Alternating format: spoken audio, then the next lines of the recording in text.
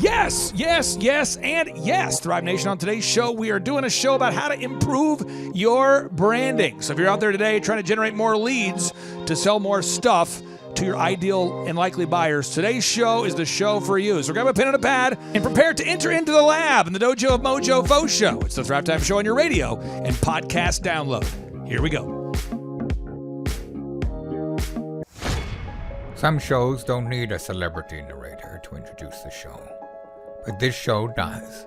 In a world filled with endless opportunities, why would two men who have built 13 multi-million-dollar businesses altruistically invest 5 hours per day to teach you the best practice business systems and moves that you can use? Because they believe in you, and they have a lot of time on their hands.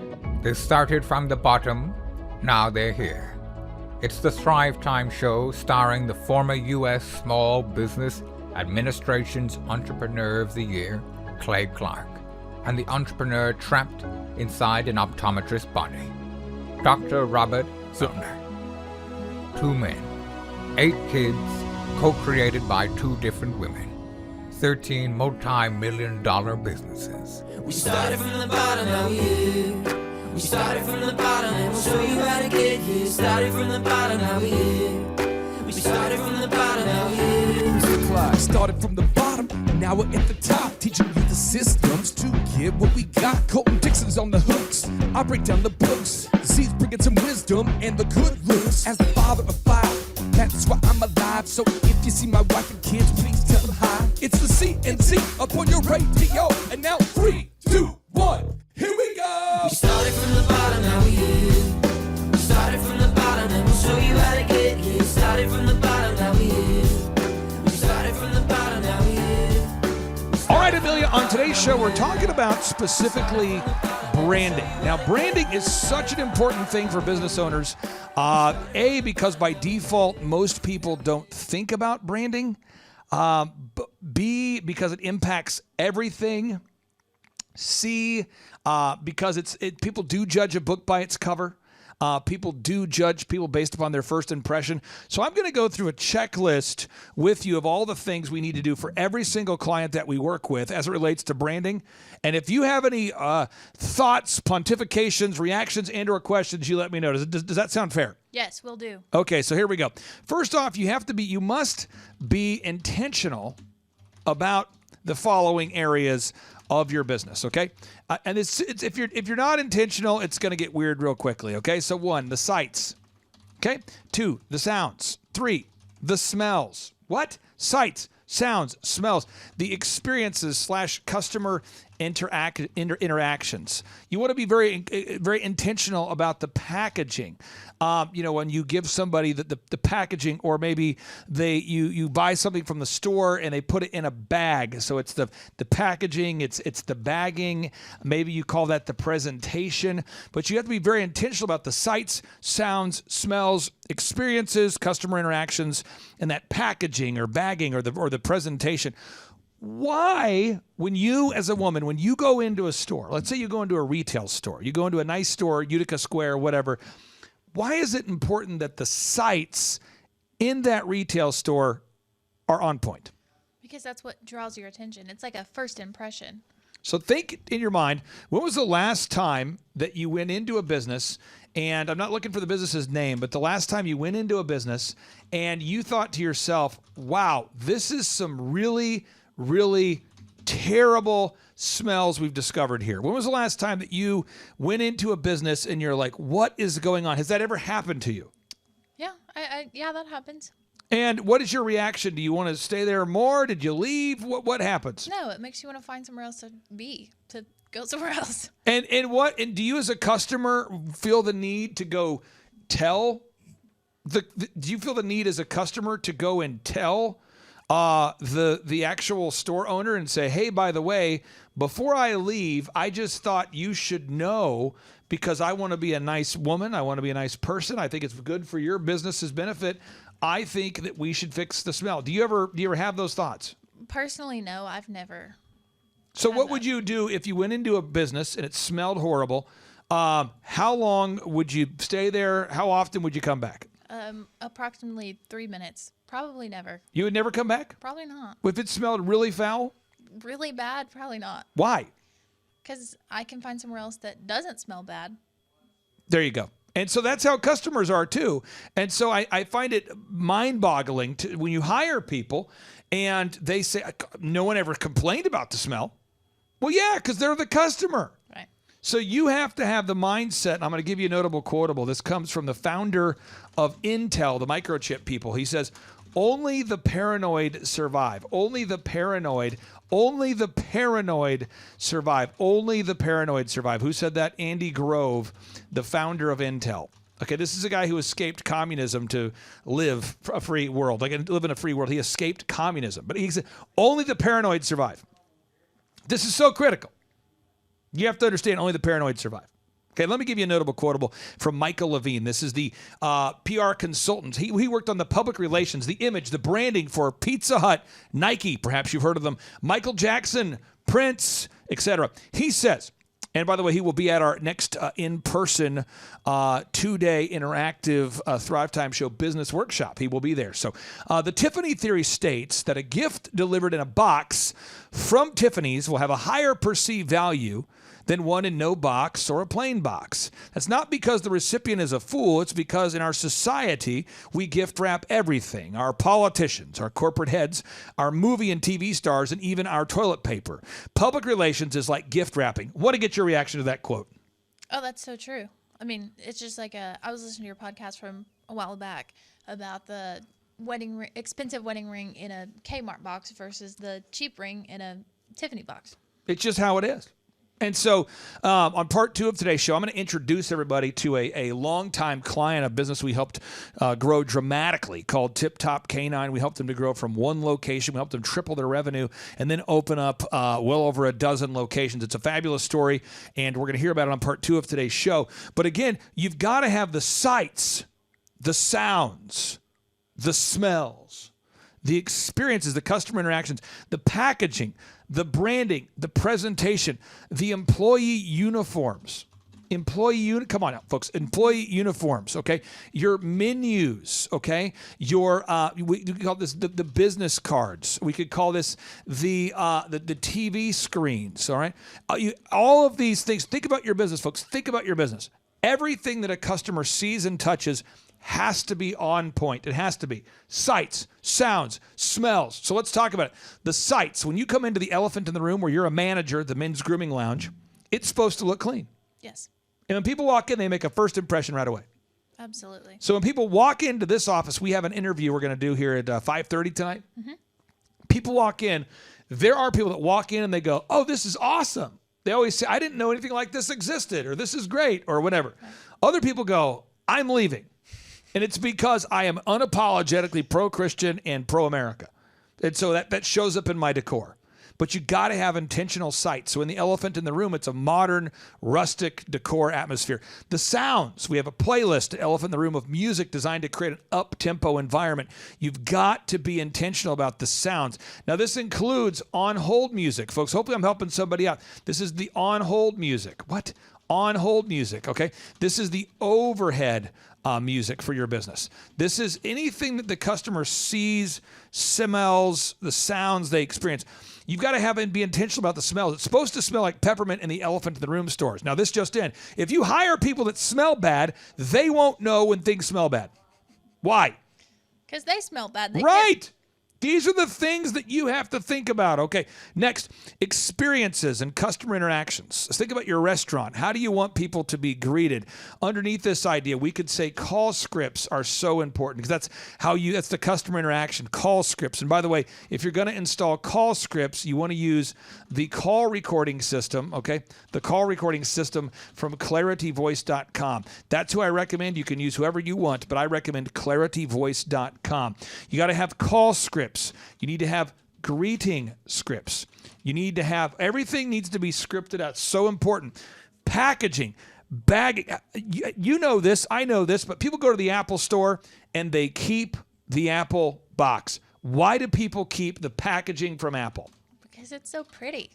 They do keep it, don't they? Yeah, I still have my iPad box from 3 years ago. And people keep, and I'm just giving an example of stores. If you go into Limited, you go into Panera Bread, you go to Starbucks, insert the name of the brand that you like. They're very intentional about their packaging. It's so important that the packaging is consistent. Think about the brands that you like, folks. They're all intentional about the packaging. Think about In-N-Out Burger. In-N-Out Burger. They have on In-N-Out Burger, they actually put Bible verses on the bottom of all of the cups. They put Bible verses on all of the packaging. Why do they do it? It's because the owner of the company was once a communist, and he actually, after he left communism and became a Christian, he recognized that, wow, this was a life-changing thing for him, and he didn't want the company to ever forget the values of the pro-Christian message that changed his life, so he put it on everything. The packaging, the branding, it's so intentional. Uniforms. Why do you have to have uniforms? So everybody, looks the same. You upkeep the culture. Now, you've seen this at Elephant in the Room before. If you don't tell the men and women that work there what to wear, what do they do all the time? I mean, at least once a week. They break dress code. Right. Leggings, crop tops, sweatshirts, hoodies. It just gets gross whole over nine. time, doesn't it?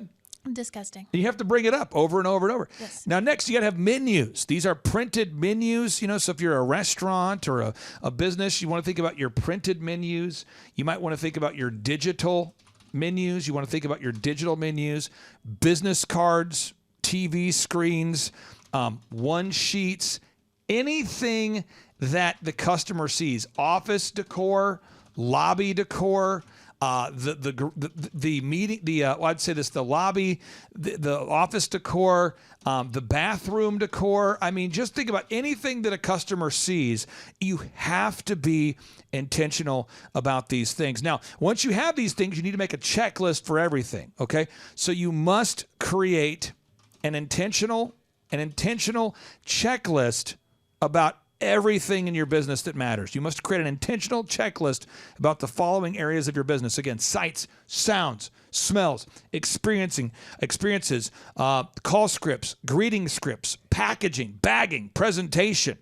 You think about employee uniforms, printed menus, digital menus, business cards, TV screens, one sheets, office decor, lobby decor, the hobby or the bathroom decor. You just want to think about, does your business feel like a Hobby Lobby? Or does your business feel like a homeless shelter? Does your business feel like a Quick Trip? Or does it feel like a bus station? Does your business feel like a brand that you love? Or does it feel like a lot of people go to Starbucks just to hang out. A lot of people go to certain coffee shops just to hang out. You want to create an environment that makes people want to come back and back, and they don't know why. That's what you want to do. Make sense? Yes. All right. So now the next is the next notable quotable. Steve Jobs says, simplicity scales and complexity fails. This was the co-founder of Apple, the former CEO of Pixar. This would be the guy, the man who introduced the iPhone to the world, the man who invented the iPhone, the iPod, the iPad, iTunes. You get the idea. He revolutionized many industries. Why do you have to have a checklist for everything we just talked about? To make sure everything gets done, and it gets done repeatedly. It's so important that you do that. It's absolutely so important. You also need to focus on your online reputation, okay?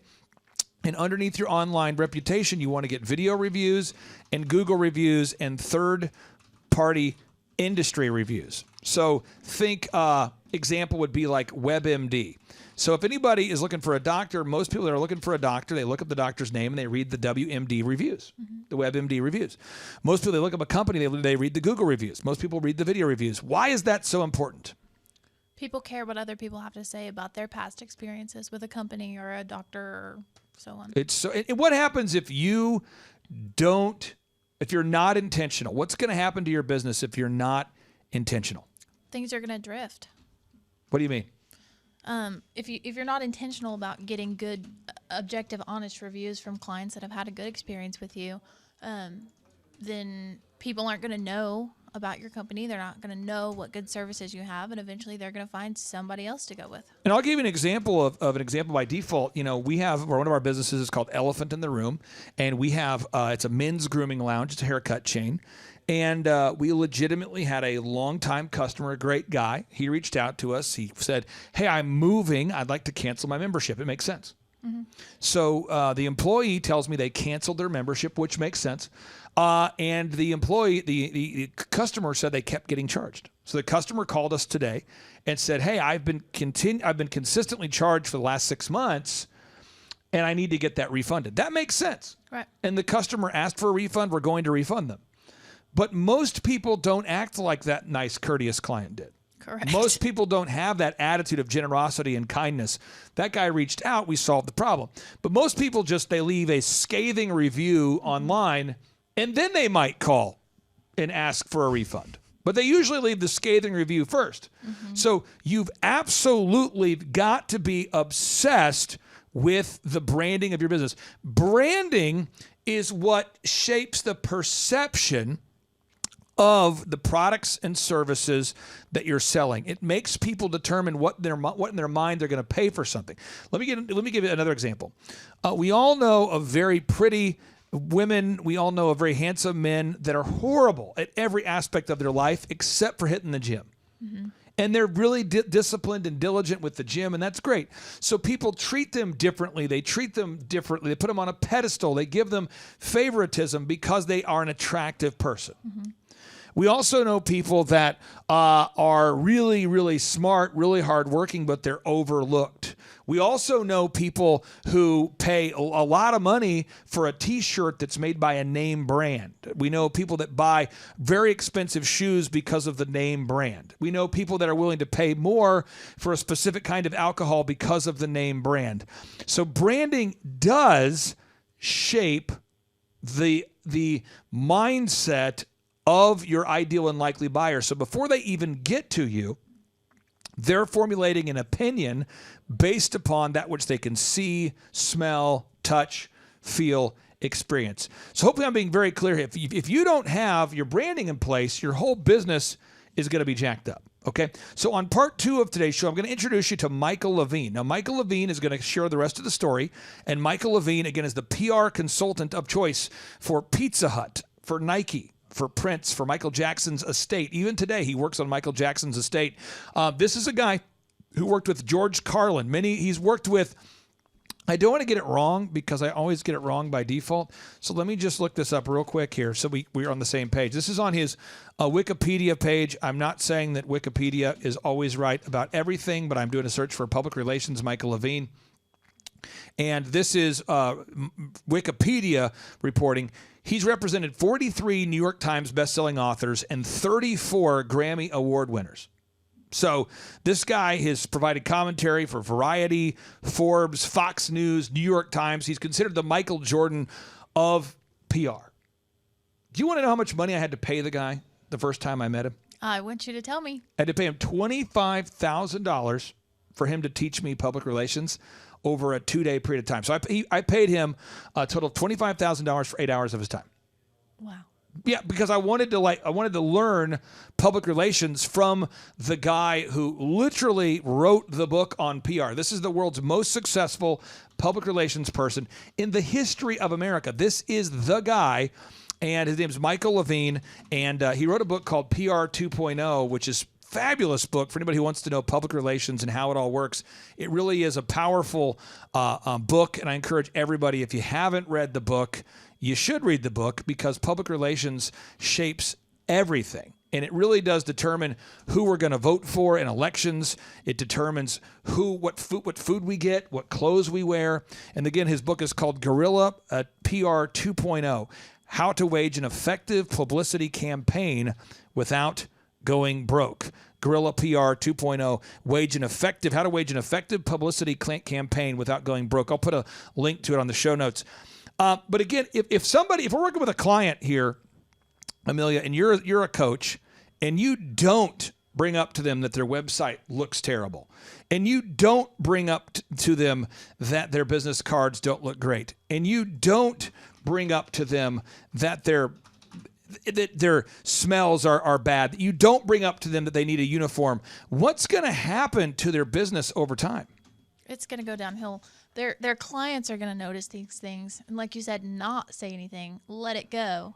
And then eventually it's just going to not be great. And why won't a client say anything? They'll go somewhere else. They don't. That's not Okay, their job. well, let's take that out. Let's take that out even further here.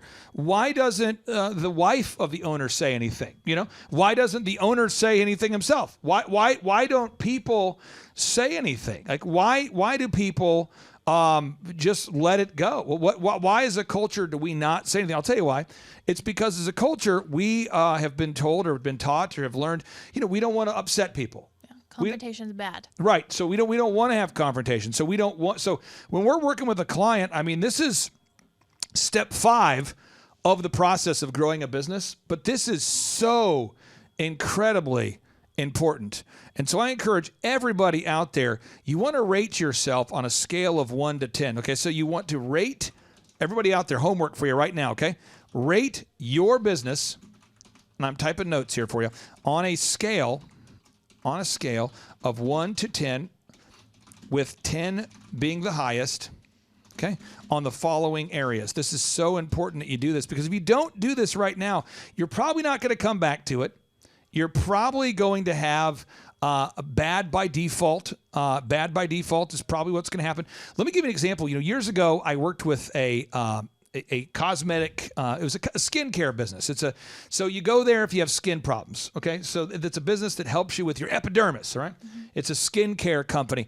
And I asked them, I said, could you rate yourself on a scale of 1 to 10 on these following areas?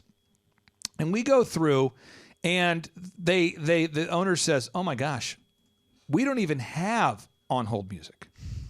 And I said, that's fair. That's fine. We don't. He says, oh my gosh, we don't even have a website that looks good. And I said, oh, okay. He says, oh my gosh, we don't even have an intentional smell. Oh no, we don't even have a plan for how we greet people. We don't even have a script for the calls. We don't even have a call recording. We don't even have uniforms. We don't even have digital menus. We don't have business cards. We don't have one sheets. We don't have office decor. We don't have lobby decor. We don't have the bathroom decor. We don't have any online reputation. We don't have video reviews. We don't have Google reviews. We don't have auto wraps. We don't have it. And I said, no problem. And so I worked with this guy. I flew down to Texas to work with his business. And what we did, these are the true story. This is what we did. We decided to serve, because he does skincare. He's a doctor. He's working with your epidermis. This is what he does. And so as a skincare doctor, he's meeting with typically moms and their daughter, who's like a teenager, or their son. And they've got outrageous acne or some kind of acne, and they're trying to deal with it. Mm-hmm. And so they're in the lobby. The appointment's booked at 4. But usually the doctors are running a little bit late. You know, you go visit the dermatologist, and the doctor may be running a little late. And so I said, why don't you have that local version of like a Panera bread, drop off fresh fruit and coffee throughout the day? So you can do it in the morning, afternoon. So people are waiting in your lobby. They get a chance to really enjoy some great food while they're waiting.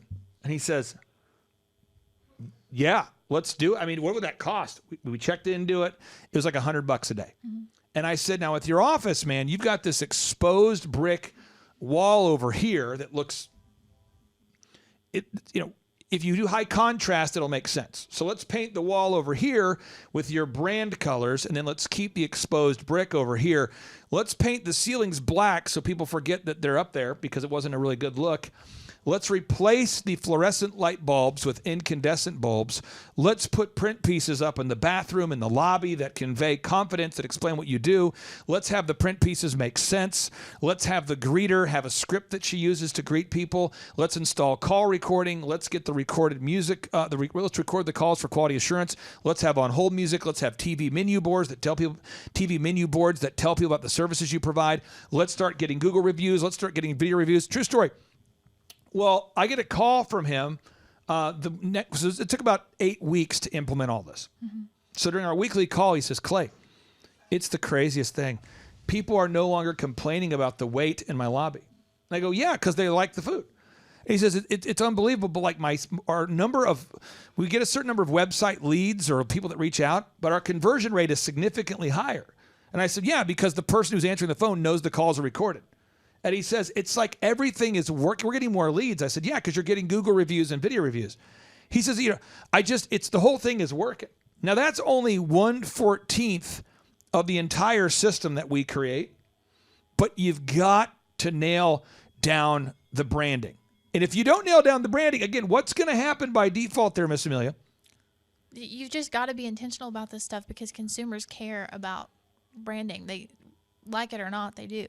Now, I paid, again, $25,000 to meet Michael Levine for 8 hours. So I'm going to play for you about $3,000 worth of training from the world's #1 PR guy who will be speaking at our June in-person 2-day interactive Thrive Time Show business workshop. So, folks, I encourage everyone to grab a pen and a pad and prepare to enter into the Dojo of Mojo Faux Show. Then on part 3 of today's show, if you can believe it, we're gonna feature a special celebration of a longtime client, Tip Top Canine, who had dramatic growth.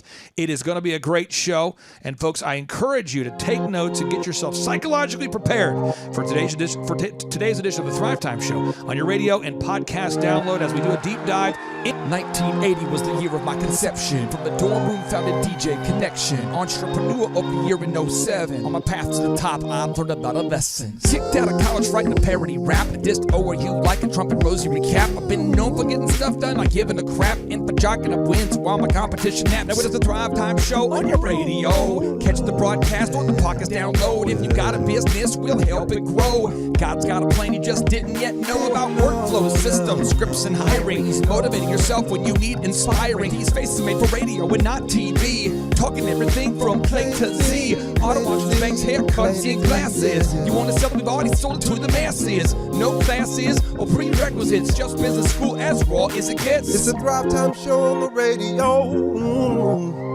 Yes, it is. Oh, yeah. It's all about you. All about you. All about you. All about you. All about you. Yeah. So we bring the boom. Yes, sir. It's Z and Clay, broadcasting from the box in the 918. Business school in the topic today. Check the syllabus, it's getting you paid. I'm making the business boom, it's what we do. You can do it, let us show you. I'm a father of 5 with maniacal focus. To teach the proven moves, no hocus pocus. Cause get rich quick is not a move, but the proven system will make you. Hello, my name is Michael Levine. In the last 35 years, I've represented 58 Academy Award winners, 34 Grammy Award winners, and 43 New York Times bestsellers. I've owned a PR firm for, as I said, 35 years and represented some of the most famous people of our time. For the last 2 years, I've come to Clay Clark's Thrive Alive seminar in December. And I must say, I didn't know what to expect at first, but it's exceptional, filled, brimming with 300 passionate, enthused, inquisitive entrepreneurs doing extraordinary things. You know, so much of the year I spend in disappointed feelings about things I see in our society and our culture. But coming here wipes that all clean. If you are serious, and I mean really serious about your career, your entrepreneurship, your wealth creation ability, I strongly, strongly implore you to come to Tulsa, invest the 2 days. It will change your life. It's quite extraordinary, and I'm a tough grader, so thank you. My name is Michael Levine. Some shows don't need a celebrity narrator to introduce the show, but this show does. In a world filled with endless opportunities, why would 2 men who have built 13 multi-million-dollar businesses altruistically invest 5 hours per day to teach you the best practice business systems and moves that you can use? Because they believe in you, and they have a lot of time on their hands. They started from the bottom, now they're here. It's the Thrive Time Show starring the former U.S. Small Business Administration's Entrepreneur of the Year, Clay Clark. and the entrepreneur trapped inside an optometrist's body. Dr. Robert Zillner. 2 men, 8 kids, co-created by 2 different women. 13 multi-million-dollar businesses. We started from the bottom, now we here. We started from the bottom, and we'll show you how to get here. Started from the bottom, now we here. We started from the bottom, now we here. Started from the bottom, now we're at the top, teaching you the systems to get what we got. Colton Dixon's on the hooks, I break down the books. Z's bringing some wisdom and the good looks. As the father of 5, that's why I'm alive. So if you see my wife and kids, please tell them hi. It's the CNC up on your radio, and now 3, 2, 1, here we go. We started from the bottom, now we here. We started from the bottom, and we'll show you how to get here. Started from the bottom, now we here. We started from the bottom, now we here. We started from the bottom, now we here. We started from the bottom, now we here. Yes, and yes. Thrive Nation, on today's show, we're talking about branding and Branding 101 with Michael Levine, the PR consultant of choice for Nike, Pizza Hut, George Carlin, Nancy Kerrigan, Michael Jackson, Prince, everybody. And he talks about branding. He says this about branding. He says, if you give someone a present, I'm quoting here, he says, if you give someone a present and you give it to them in a Tiffany box, it's likely that they'll believe the gift has higher perceived value than if you gave it to them in no box or a box of less prestige. That's not because the receiver of the gift is a fool, but instead because we live in a culture in which we gift wrap everything. Our politicians, our corporate heads, our movie and TV stars, and even our toilet paper. Public relations is like gift wrapping. Michael Levine says, the PR consultant of choice for Nike, Pizza Hut, George Carlin, Nancy Kerrigan, Michael Jackson, Prince, everybody. And again, on part 2 of today's show, he's going to join us to talk about public relations and why advertising is paid. He says that advertising is what you pay for, but public relations is what you pray for. He'll talk about that on part 2 of today's show. But JT Lawson joins us from MakeYourDogEpic.com, MakeYourDogEpic.com. He is Tulsa's highest rated and most reviewed dog trainer. And JT Lawson, welcome on to the Thrive Time Show. How are you, sir? I'm doing great. Thank you, sir. So I got to ask you this about branding real quick here. When people go to MakeYourDogEpic.com, I want all the listeners to go there right now so you can check it out. MakeYourDogEpic.com. No matter where you're listening from, go to MakeYourDogEpic.com. When they go to the website, there's this thing called hieratic scaling. Hieratic scaling. You want to. It's a journalistic term, but you put the most important stuff first, and as you work down the website, you're going to add in details that are maybe less important. So hieratic scaling, like it would be like a headline, So if you read a headline, you go to Fox News, go to CNN, go to whatever. The most important thing is first. Then the second, the second thing is maybe less important. The third is less important, etc. So I'll do an example here. This is audio only, but I encourage everyone to look this up here, okay? So we're going to type in Ryan Tedder sells music catalog. I went to college with Ryan Tedder, and he happens to be a phenomenal musician. And the article that comes up here from the Sydney Morning Herald says, Ryan Tedder sells his song catalog for $276 million. It says now he's intent on making more, and that's the headline. Then underneath it, the less important, it's still very important, but not as important as the headline. It says, with Beyonce's Halo, Leona Lewis's Bleeding Love, Adele's Rumor Has It, and his own band, One Republic's Too Late to Apologize, among his credits, few songwriters have, for better or worse, depending upon your taste for dramatic ballads, dominated modern pop music as Ryan Tedder. And it goes on listing all the songs. He's written songs for U2. He's written songs for, basically insert the name of whatever big artist you're talking about. Adele, he's written for them. But you put the main thing first. So let's go back to the MakeYourDogEpic.com website. And we look at the website. And JT, the first thing I see here, and again, maybe you disagree, but the first thing I see right now, the most important thing is your first lesson is always just 50 cents and will beat any competitor's price. That, to me, it seems like the most important thing. Yep. Is that the most important thing in the eyes of the consumers that are looking for Tulsa dog training? Yeah, I mean, I think so. I think also another important thing is a money-back guarantee.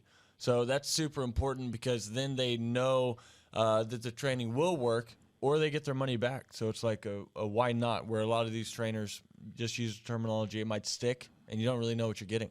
So again, you look at the top of the website. Hopefully everybody out there is doing this. If you have a website, folks, do this. Go to makeyourdogepic.com. Look at it. Just go to type in to your browser, makeyourdogepic.com. Use this as an example. You go there. The most important thing is that your first lesson is always just 50 cents and will be any competitor's price. That's like the most important thing first. Boom. Yep. Then you scroll down and it says schedule your first lesson for 50 cents. And then underneath that, you experience the area's highest rated and most reviewed dog trainer. Why is scheduling your first lesson for 50 cents and that we have packages available to fit any budget? Why is that that little clarifier of we have packages available to fit any budget? Why is that so important? Well, that's super important because some people think that it's going to be super expensive, and these other trainers are like, hey, it's going to be 3 weeks for $4,000, and they don't even see the dog first. So people want you to be able to come out, see their dog, go over different options with them, tell you more about yourself. And that's what we do for 50 cents is we go out and we actually evaluate the dog. And then fit any budget. That part's important because some people might think that they can't afford it and they'll just click off or whatever. So we want to make sure that everyone knows we can fit anyone's budget. It's so important, everybody out there. If you have a website, you have to put it this way. You have to put the most important thing first. And again, you go to makeyourdogepic.com. You can learn more about this. But again, that's how that works. Now you scroll down, and now you start to see information that is very important, but not as important as the main thing. So we start to see all of the things you can do for people that have a dog that want to have that Tulsa dog trained professionally by a Tulsa dog trainer, where you start talking about, is your dog causing you to lose sleep and holding you hostage? Discover the proven solutions that we provide to help your dog to truly become your best friend. Stop leash pulling, teach your dog to come when you say come, prevent dog jumping, reduce aggressive behaviors, etc. And as you work your way down the website, and maybe I'm wrong, folks. Maybe you're on makeyourdogepic.com right now, and you're going to read the whole page. Maybe you're the guy that does. Now, there's a tool called LuckyOrange.com. LuckyOrange.com that shows us where people go on the website and where they don't. And even though the content's hot and it's great, very few people scroll down 25 mouse scrolls down to the bottom of the website to read the content at the very bottom of the website. So the most important stuff has to be first, okay? So we're talking about branding. I'm telling you, folks, branding. You've got to make sure that your branding is positive and that it conveys confidence. You want your branding to convey confidence. You want people to look at your website, and that first impression has to wow people. It can't just exist. Your branding has to wow people. Your branding has to create that wow moment for people. So we get into branding. Now, if you do these, if you implement these processes like Michael Levine teaches and like we just taught you, you're going to start to have some success. However, I think there's this branding issue that people are dealing with right now, where there's a lot of people that think they're an iconic living legend and a household name, but they're not. Yes. So I'm going to give a few examples. I'll be very vague here, but I'm going to give a few examples, okay? So years ago, I worked with a guy who he worked in an industry where it's very competitive. There's a lot of people in his industry. He's not the only one. And so I helped him build a website that came up top in the search results. I helped him develop a no-brainer offer. I taught him what I'm teaching you right now, folks. And we really, really built it over time. And there was a time for about 2 years when working with this guy that he was very faithful. Now, you're always getting video reviews, JT. You're always getting Google reviews. Yep. Why can't you ever stop getting Google reviews and video reviews? Because Google thinks you die. So it's kind of like the heartbeat of Google. And if you just stop, well, then Google thinks you're dead and you no longer are in business and you no longer do this. And then also because the customer is always looking. So they always want to see that you're recently getting reviews, that you're still in business. It's kind of like the heartbeat of the business. Now, I'm not saying that Ryan Tedder is somebody you want to pattern your life after. I'm not saying that Michael Levine is somebody that you should hold up as a deity in your mind. What I am saying is these are people that have had success for decades. Decades, plural, right? So if you meet Michael Levine or you meet Ryan Tedder, they're both on their grind at all times. They're grinding. So this person I'm speaking of, I want to be very vague. I'm not trying to throw him under the bus. I'm just using it as a teaching example. We would have our weekly meeting, and the guy would consistently get video reviews and Google reviews, and things were great. Yep. I helped him improve his brand. I helped him go to the level where all of a sudden, dude's driving some incredible cars. Dude has a big house. There's a lot of energy there. But dude has a brand that is working, and he's creating success. And people start to know him. His own circle, they start to know this guy is successful. But if you were at a bar or a restaurant, I don't know that anybody would know who Michael Levine is. I'm going to put his face on today's show so you can see it. I just don't know that a lot of people go, holy crap, you're the guy that did the PR for Nike and Pizza Hut and George Carlin. Sign my face right now. I just wouldn't see it. I couldn't see it. I don't know. Again, Ryan Tedder, I don't know how well known he is to the average person. I mean, he's had his own hit TV shows. He's been featured on mainstream media commercials. He's the best selling songwriter of the last 2 decades. And he's actually beaten virtually everybody's record in the history of pop music with the most hits. But I don't know that a lot of people, if he walked into our office, would go, dude, you're the guy. I don't see that. I wouldn't. I mean, I think... And I try to think about the people that are of that level. Yeah. I think if, like him or not, I'm not saying I endorse these people. I'm just giving an example. You like him or not, if Kanye West walked in, you would go, dude, that's Kanye West. Yeah. Because he's so omnipresent, Yeah. Like him or not, if Usher walked in, you'd probably go, that's Usher. That's Usher. If you saw President Trump, who I do like, you would say, well, that's Trump. Wow, hey, whoa! All of a sudden the energy changes. Wow, that's Tim Tebow. Hey, come on, woo, yeah. All of a sudden you're like, let's throw the ball around, let's go. It's just like there's something. Yeah. There's an energy of like, let's get a wig on and let's get a Trump wig on. Yeah, woo, Trump. There's a. I don't know that you do that when you see like Ryan Tedder, you walking by and you say, is that Ryan Tedder? It's too late to apologize. It's too late. Like, were you singing? I just had to because it's Ryan Tedder, son of my face. So what I find is that most people have a reality.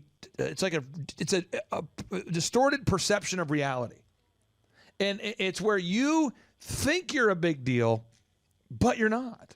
Yeah. It's where you think you're famous, but you're not. Like most people, when you think you're famous, and as many people could go point you out, and they go, "Wow, that guy's famous." I mean, when you're famous, and you're really about as well known as a picture of the random person's anus. What am I saying? I mean, if you were a doctor, and they're like, "Whose anus is that?" I don't know. I frankly quit showing me those photos. But there's people that think they're famous. No, they're not. Yeah, I mean, it makes me think of Bow Wow. Bow Wow. So I don't know how much people know the about... rapper? Yeah, the rapper. Oh, man. I don't know how much people know about Bow Wow, but there's a couple funny stories, and you probably don't even know these stories. You tell me about Bow Wow. Bow Wow, because he used to be a big deal, right? Yeah, but by the way, for anybody who hasn't heard, again, I think this is the thing real quickly. We need to give a little context here. Yeah. Bow Wow used to do some music with Jermaine Dupri. Now, there was a time in music history, and then we'll go back to you, where every song kind of sounded the same. And so there was a time where, like, it's probably about a 5-year period of time there where most of the songs sounded the same. So let me just kind of cue up one of those songs. So you just would get, because I think a lot of people, our listeners, might not even remember his songs. Yeah. So let me just give a second, just give a little context, because there was a time when Jermaine Dupri was writing hit songs for Usher. He was putting out songs for So Def. He was putting out songs for it was a lot of R&B groups. That was kind of his niche here. Let's crank it up. Let me get it. This is. Here comes little Bow Wow. Let me get it.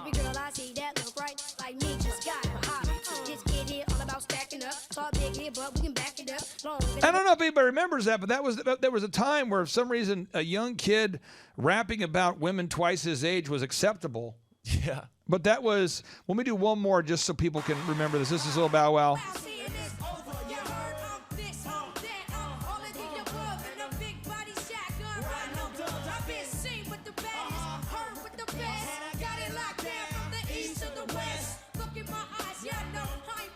Little Bow Wow is almost taller than Jermaine Dupri, fun fact. Okay, so let's, all right.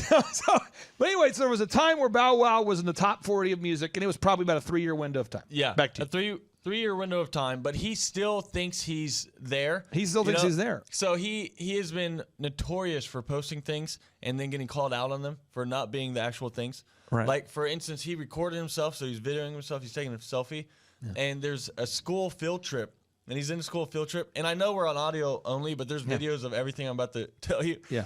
And has his hoodie up, and he's filming himself. And he's like, these people don't even know I'm Bow Wow. These people don't even know who I am. It's like, even if you had your hood off, they wouldn't know who you were. So if you look up like Lil Bow Wow field trip, Lil Bow Wow, or Lil Bow Wow thinks he's famous, or one of those things. Yeah, I got it. Okay, go. Yeah, so that top one right there. Yeah. It's a field trip. They don't know it's me. Oh shit. So, and then other people stitch it, and they make other videos like making fun of him. And then another thing Bow Wow did, but people live like this, right? So they think they're more important than they are. Bow Wow has paid actors or people to chase him down the street like they're fans. Okay. Okay. Now, real quick, just so we're clear, Ty Lopez is famous for this. Ty Lopez will have a jet. And on the jet, there will be women who are in the jet who are. Have you seen the Ty Lopez videos? Yeah, you showed me some of them. Okay, yeah. and I would encourage everybody look up, just type in Ty Lopez jet, because he'll have these women who are in the jet. Here we go. You know what I like more than flying in a private jet like this? My books. And there's women in the jet with him. Actually not, but I do bring books with me because. And they're scantily clad, cleavage showing women who are in his jet with him, and he's talking about. You know what I like more than flying in a private jet like this? My books. Actually not, but I do bring books with me because we were just talking a little bit earlier on. The question was how to figure out what you should do with your life, like your destiny, what you're meant to do. What your Sure. Okay. They were not talking They about were that not at all. Not a chance. So that's the thing, though. You're saying that there are people that think they're famous and they're not. Yeah, no, absolutely. I mean, and or they keep doing things and they run their businesses like this, where they're running it like everyone should know who they are. Take home shows, for instance. Yep. People buy a booth. They sit there and they sit back in the back of the booth and text the whole time, and they expect people to come to the home show and just want to pay them money. Well, okay. Now let me just give you an example. Back to my client I was telling you about. So the client every week they're doing a great job. They're getting Google reviews, video reviews, writing content, and they are starting to make money. Okay. And then our meeting, they're like, I can't make this week's meeting. I want to go, can't make it. Yeah. But I'll send somebody in my place. And then it becomes, hey, I don't have any Google reviews this week because, I've been so busy. No video reviews. Now, I'm not going to mention this guy's name, but I just want to tell you this as an example. So then I start noticing that, basically everyone who leaves him a review is irritated. Everyone is pissed. Oh. And everybody is irritated. Nobody's happy. The bad reviews are flowing in. And I said, well, we can make, I didn't know that. I noticed the reviews are bad. I'm like, hey, we could, if you want, call your customers and schedule video reviews for you if you're too busy. And he's like, you don't want to call them right now because a lot of them are frustrated. I'm like, what do you mean a lot of them are frustrated? Well, pretty much all of our customers are really frustrated right now. And I go, well, why are they frustrated? He said, well, you gotta understand, I'm going to a different level now. Okay, I'm going to a different level. And the person uses the phrase, I am going to a different level. And I remember going, okay. And he goes, and because I'm going to this different level, I just want you to know, I know you've helped me to go to that level, 10x growth. But moving forward, I'm going to have you work with my new person over here because I'm going to a different level. And certain people that got me here aren't the ones who are going to get me where I'm going. Oh. And then all of this person's, because when we have business conferences, these people come in from all over the country. So this particular person, he often would attend workshops, although he's not in Tulsa, not from Tulsa, but a lot of people meet each other. And so people that live in Florida are calling me going, I can't get a hold of the dude I met at your workshop. I cannot reach him. He used to be reachable. And now when I text him, somebody who's not him calls me back and talks about how he's going to a different level. And then all of a sudden, the person who's not famous begins to ask me for recommendations for a security team. Like, who do you recommend? I said, what? He says, I know you do conferences. Who do you use for your security? And I say, just to be clear, at my events, you may see Eric Trump, okay? Therefore, I get security for Eric Trump because Eric Trump is the son of the 45th president of these United States. I happen to like him. I consider him to be a friend, but let's just say you don't or you do. Either way, that makes sense. Yeah. But I don't have like an armed escort for me. You've stayed with me at the events. Yeah. I sleep in a Airbnb with a bunch of dudes who are on our team. I sleep at the hotel, like a Holiday Inn. Yeah. I'm with you guys. I'm there. Yeah. Because I don't have an inflated reality distortion where I believe that I'm a big deal and I'm not. Yeah, well, there's speakers on the tour who are a big deal who drive themselves. Mike Lindell. Yeah, Mike Lindell. That's what I was thinking of. He drives himself. He drives himself. I've never seen him with In security. a rented Hyundai, typically. He just shows up. He just walks through the crowd. He does whatever. Right. So he doesn't live in that world where he thinks he's somebody that he's not. So let's talk about it for a second. I'm just going to give people some action steps, some real meat on the bone here. Okay, so here are some action steps we want to take on today's show. Okay, so first off, you got to optimize your website. Okay, you got to optimize your website so people can find you. Okay. You have to optimize the branding, okay? The branding of your website. You say, how's that different? You want to optimize the search engine optimization of your website. That's one. Two, optimize the branding of your website, okay? Step three, design a system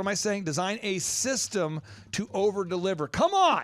You have to have a system where you wow your customers. Step four, you have to gather objective Google reviews from the customers that you wow. Come on. Somebody out there, you're getting what I'm saying. What happens is somebody out there, though, you want to skip the part of actually doing a good job. And you just want to stack because you get that initial branding, you get a little success.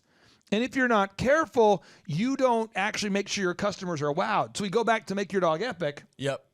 And I think about the 5 wow benefits, and you're going to ongoing training again this weekend. Again, and this is, if anybody knows anything about JT Lawson and MakeYourDogEpic.com, continual education. The word is Kaizen, okay? You say Kaizen, yeah.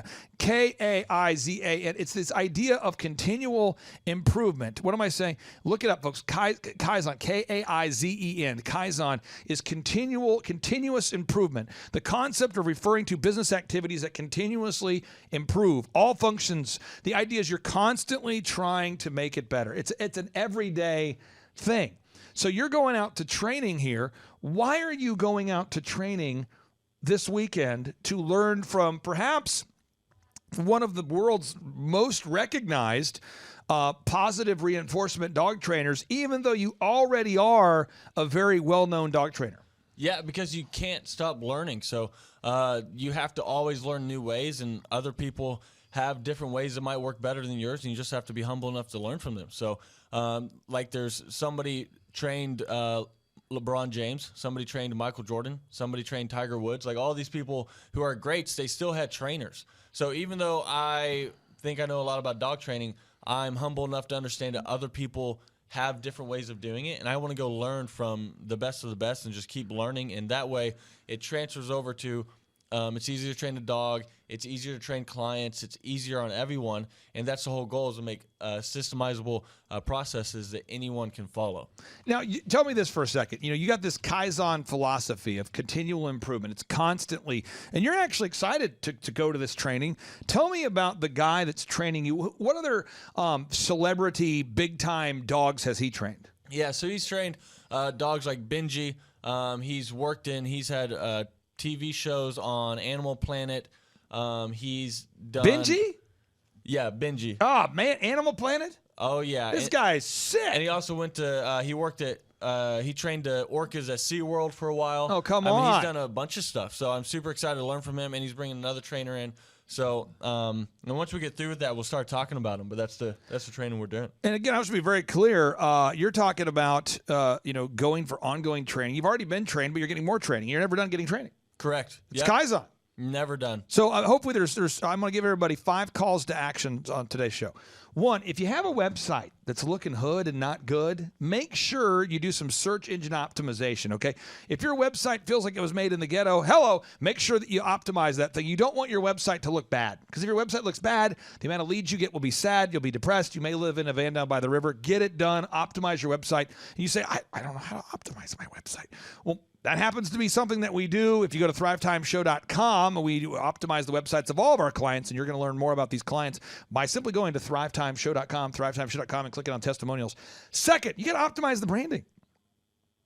You got to optimize the brand. The site has to look good, but it also has to be search engine optimized. Those are 2 different ideas. You have to optimize the search engine optimization of the website. People have to be able to find it in the search results. People have to be able to find the website in the search results.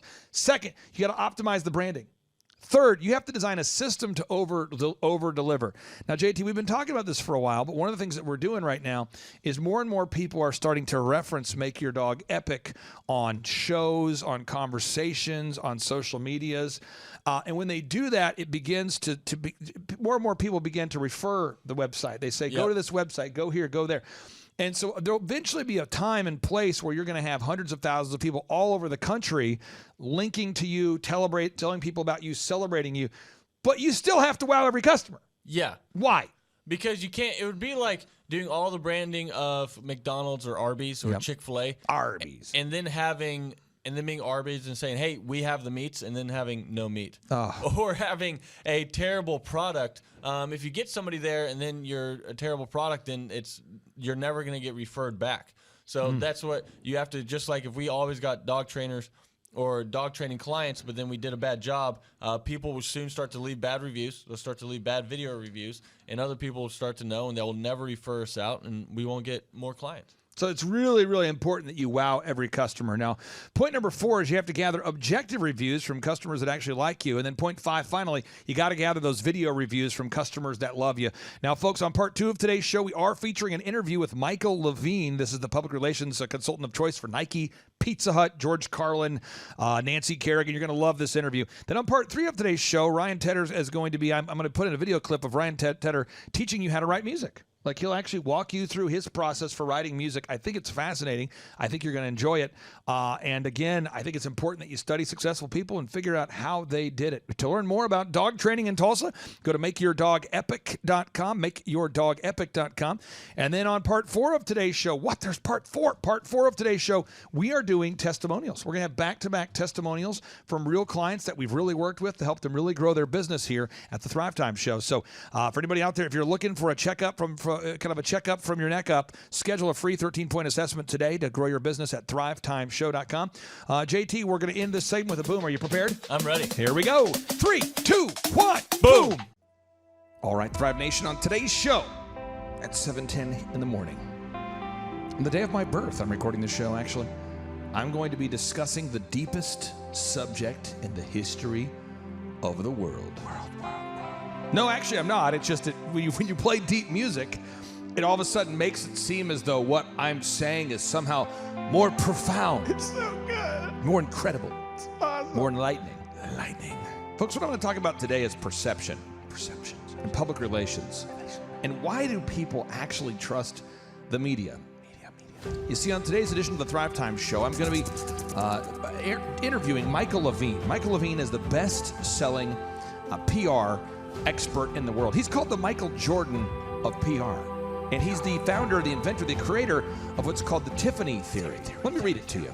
Michael Levine says, actually, let me not read it to you, because if I read it to you and you don't know who he's represented, you won't care. So let me read it with a deep, a deep announcer voice. Here we go.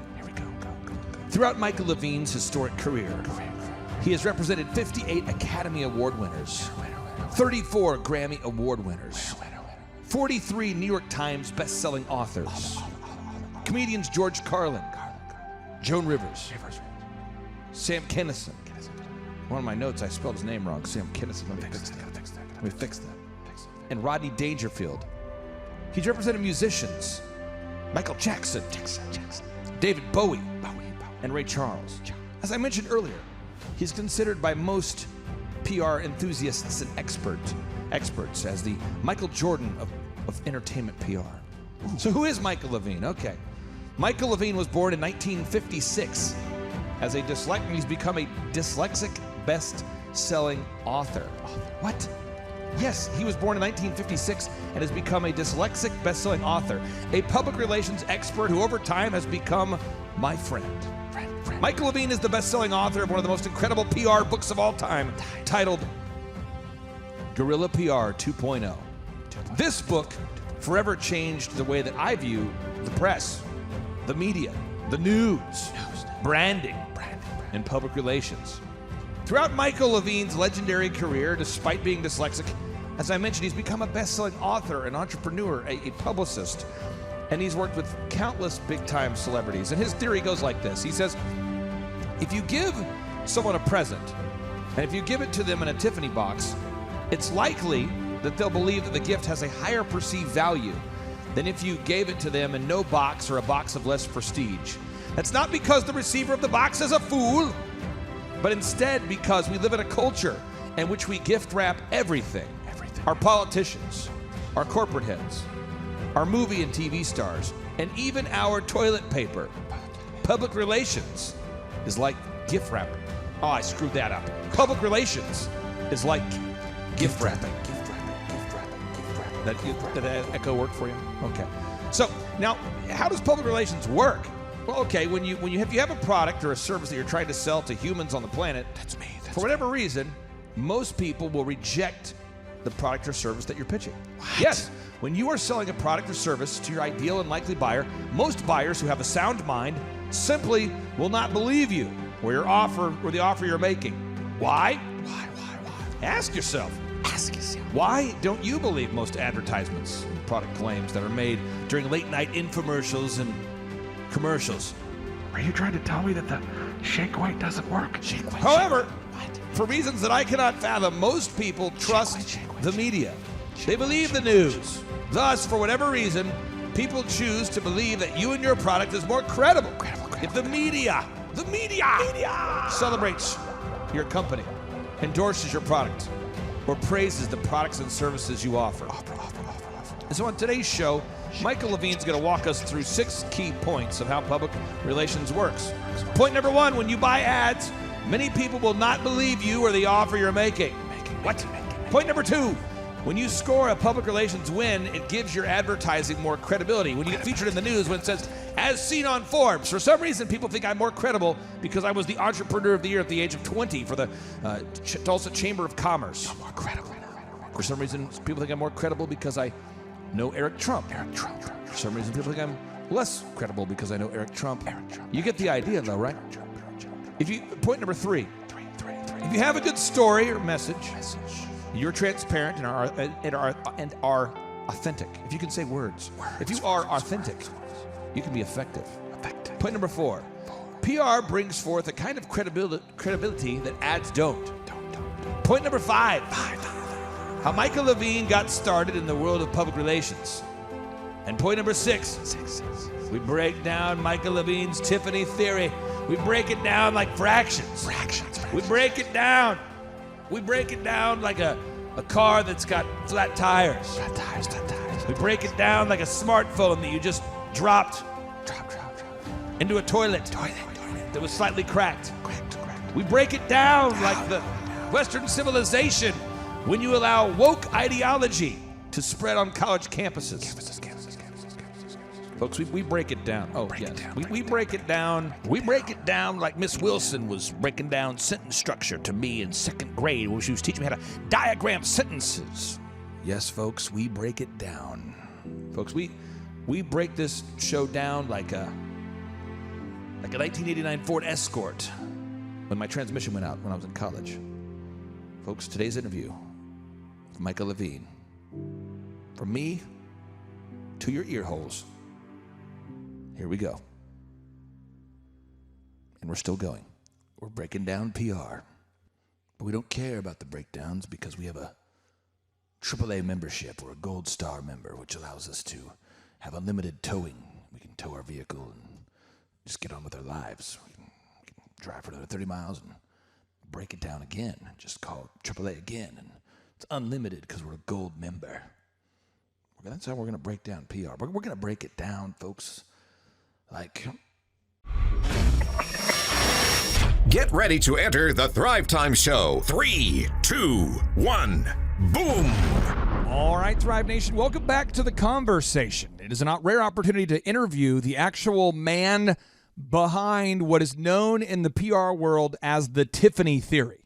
If you don't know what the Tiffany Theory is, the Tiffany Theory... I'll go ahead and, Chup, can you read the notable quotable to describe... This is the notable quotable from Michael Levine, the... most successful, arguably the most successful PR consultant in the history of the planet. He is a guy who's worked with 3 presidents. He's a guy who's worked with Nancy Kerrigan. He's worked with Cameron Diaz. He's worked with Pizza Hut. He's worked with Nike. And he wrote the Tiffany Theory, which has totally changed the game for PR. And we had a chance to sit down with him and have him break it down for us. Peel back that onion. Peel back the onion. But read the notable quotable for us, my friend, before we hop into it. Whenever I first heard this, years ago when I started working with you, this really connected with me. It makes so much sense, okay? Yes. So the Tiffany Theory. If you give someone a present and you give it to them in a Tiffany box, it's likely that they'll believe the gift has a higher perceived value than if you give it to them in a box, no box, or a box of less prestige. That's not because the receiver of the gift is a fool, but instead because we live in a culture in which we gift wrap everything. Our politicians, our corporate heads, our movies and TV stars, and even our toilet paper. Yes. Public relations is like gift wrapping. So Michael Levine breaks down the Tiffany Theory and how he got started in the world of PR. Well, we have a kind of humorous way of discussing it in our industry, which is to say that advertising is what you pay for and PR is what you pray for. And what that means is that, if you take out an ad in Time or Newsweek or People or U.S. News and World Report or USA Today or the Wall Street Journal or the New York Times, you get a certain cost and the ad has a certain believability by virtue of the fact that it's an ad. On the other hand, if you had a story in the Wall Street Journal or USA Today or the New York Times or the LA Times, its believability would be at a rate of at least 10 to 1, see? Because it would come with the imprimatur or the authority of the Wall Street Journal or USA Today. So I think that is what's underneath the idea that PR, advertising is what you pay for, PR is what you pray for. And today, the world is so cynical. People start with the assumption, they start with guilty until proven innocent, not innocent until proven guilty, right? And so when you educate your customers about the potential value of your product or service, and you do it through the media, you get a believability that is significantly greater than if you do it with, an advertisement. But if you have a good story, a good message, and you're transparent, you're authentic, and I think you can put forth a message that can be very effective. And with PR, you get, it brings forth a kind of credibility that ads don't. What you say about yourself is not nearly as important as what is said about you by others. How did you get started in the PR business? How did you get started? All my life as a youth, I had two passions. I was interested in the entertainment industry, and I was interested in politics. So now I'm 17, scared and skinny, dyslexic, no money, no job, no education. I got to figure out what to do. And when you're 18, scared and skinny, I think you come to conclude what I came to conclude, which is Washington is Hollywood for ugly folks. and I come out here. See, I just look stupid, Clay. I just look stupid. I come out here where the pretty people are. And that's how the whole damn thing began. So, in a nutshell, now that you've kind of ascended to the point where you're known as one of the top publicists of all time, one of the top PR guys of all time, you came up with this thing called the Tiffany theory. Right. And the Tiffany theory, and this is from your book, Guerrilla PR 2.0, which, by the way, I bought about 35 copies of. So I probably made you $35. I call that 35. Decision to purchase 35 copies a good start. Yeah, I absolutely love your book. But you say here, Guerrilla PR is the most widely used introduction to PR in the world, and it's not because of its brilliance nearly to the degree of its accessibility, which is what you talk about. Yeah, you really teach the concepts at a third grade level, which my mind can grasp. And you say here, I define what I do as gift wrapping. If you package a bracelet in a Tiffany box, it will have a higher perceived value than if presented in a Kmart box. Same bracelet, different perception. How does this story pertain to small business owners across the country? Let's say I own a plumbing business. How does this apply to me as a small business owner? Okay, so let's take your question, which is a good one, and let's cut it into some pieces that are bite-sized and that we can think about. Okay, so first of all, I had a problem when I began my career in PR. May I tell you about that? Absolutely. First of all, I didn't know how to do PR, and second of all, I didn't know what it was. Other than that, I was in good shape. Right. Yeah. So I had to create for myself and for others an understanding of what PR was. And I said that PR is analogous to gift wrapping. Okay. And so if I come to visit you today, I come to visit your wife today, and I give her a gift, and I give it to her in a Tiffany box, in her mind, the gift would have a higher perceived value than if I gave it to her in no box or a box of less prestige. Now, the reason that's true is not because your wife is a jackass. It's true because she lives in a culture in which we gift wrap everything. So we gift wrap our politicians and our corporate heads and our movie and TV stars and even our toilet paper.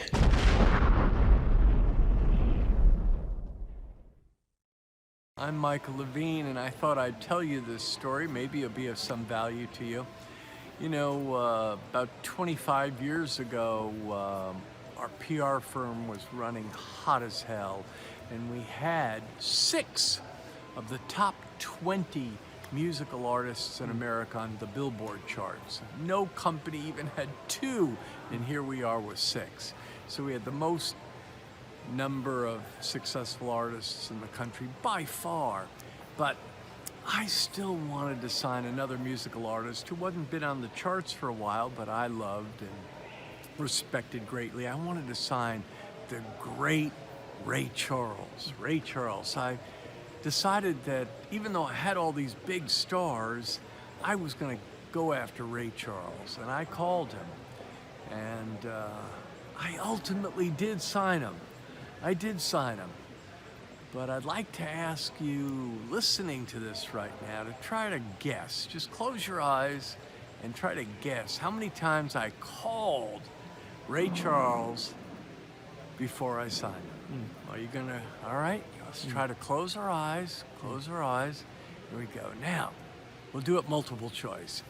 Did I call him A, 10 times, B, 20 times, C, 30 times, D, 40 times, or E, more than 40 times? So now close your eyes.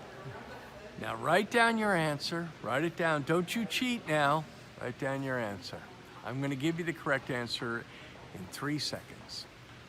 1, 2, 3. All right, here we go. Correct answer is 46 times. I called Ray Charles' office 46 times. And you want to hear something crazy? I didn't even need Ray Charles. Here I had all the other big music stars. But I think the story for some of you may have impact when you think about all the tenacity required to go after your big dreams. I'm not talking about little dreams, talking about big dreams. Anyway, I'm Michael Levine. Get ready to enter the Thrive Time Show. 3, 2, 1, boom!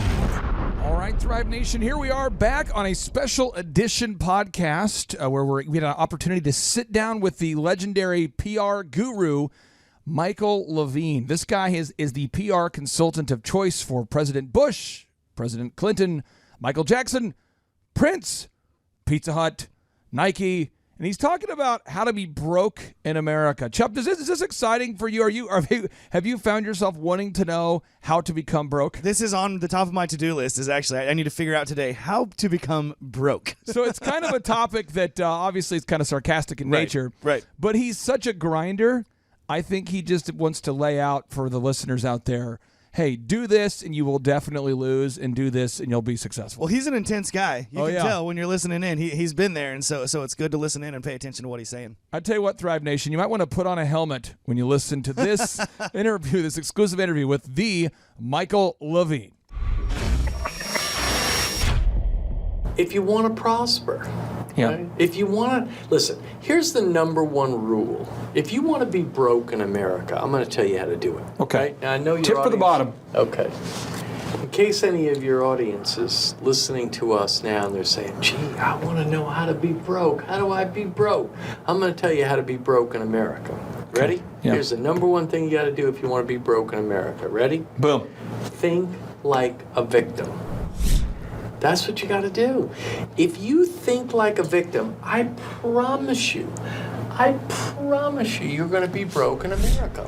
Now, people listening, discussing, arguing about ideas and our civilization, maybe you're talking even about income inequity, which is a very, very, very, that's three very serious problem.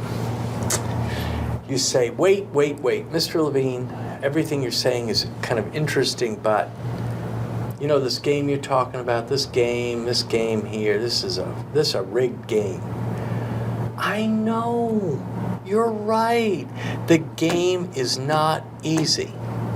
The game is not fair. But with enough burning maniacal rage and focus, the game is winnable. The game isn't easy, the game isn't fair. And here's what you gotta do. Don't sign up when you wanna say, why isn't the game fair? Don't sign up for that class. What would victory look like? If it's successful, what would that be like? If it's unsuccessful, what would that be like? What would happen if this was usually what happens with ideas, Clay, are one of three things usually happens with ideas. Yeah. It's a strikeout, it's a single, or a home run. Okay. Right? If it's a home run, you don't need a plan. If it's a single, you better try to figure out how to steal second. If it's a strikeout, you better march your sorry ass into a room and figure out what the lessons are. Lessons learned the hard way. So let's say there's a small business owner right now. I see this all the time. There's small business owners who are like, here's what we're going to do. We're going to come up with this great PR campaign. We're going to do this. We're going to do that. We'll do this. You'll do this. He'll do that. She'll do this. And then you're saying if you add it all up, if we're successful, if it's just a single, it's probably not worth doing. You better be a little resourceful or figure out how you're going to steal second. But you're just saying look at the outcome of where it would take you if it was a success, and see if that's worth your time. The entire song bows down to the melody because that's what the human ear remembers more than the lyric. They remember the melody. 1, 2, 3. Based on whatever a track is or whatever the melody is, whatever the chords are, I kind of know where to go. 1, 2, 3, 4. And it's on the and of the 4. Like if I'm gonna do a pop thing, I might go high. I like that melody better, hold on. I don't know what I'm gonna do until I do it, and this will be the first time I've ever done it in front of cameras in real time. I've been noted as saying many, many times that melody is the most important thing. The entire song bows down to the melody because that's what the human ear remembers more than the lyric. They remember the melody. So I'm very hyper-focused on that in this next section.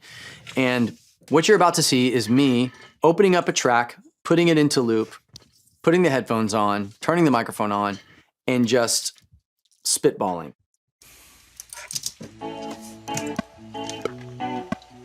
1, 2, 3, 4. It's hard enough at times like these. Put me on the way like these, I know that you never wanna go.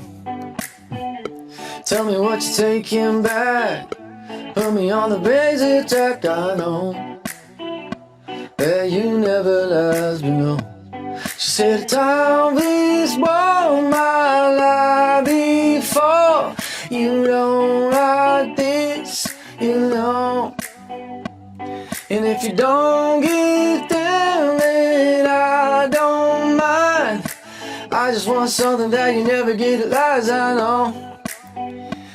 She said, hey, I played a corner with the phone, and I never would awake alone. I never lied, the hate is falling. All right, so I'm just doing gibberish. I kind of have a gist of a verse and a pre. I had no idea what I was doing before. I'm just free, whatever. Yeah.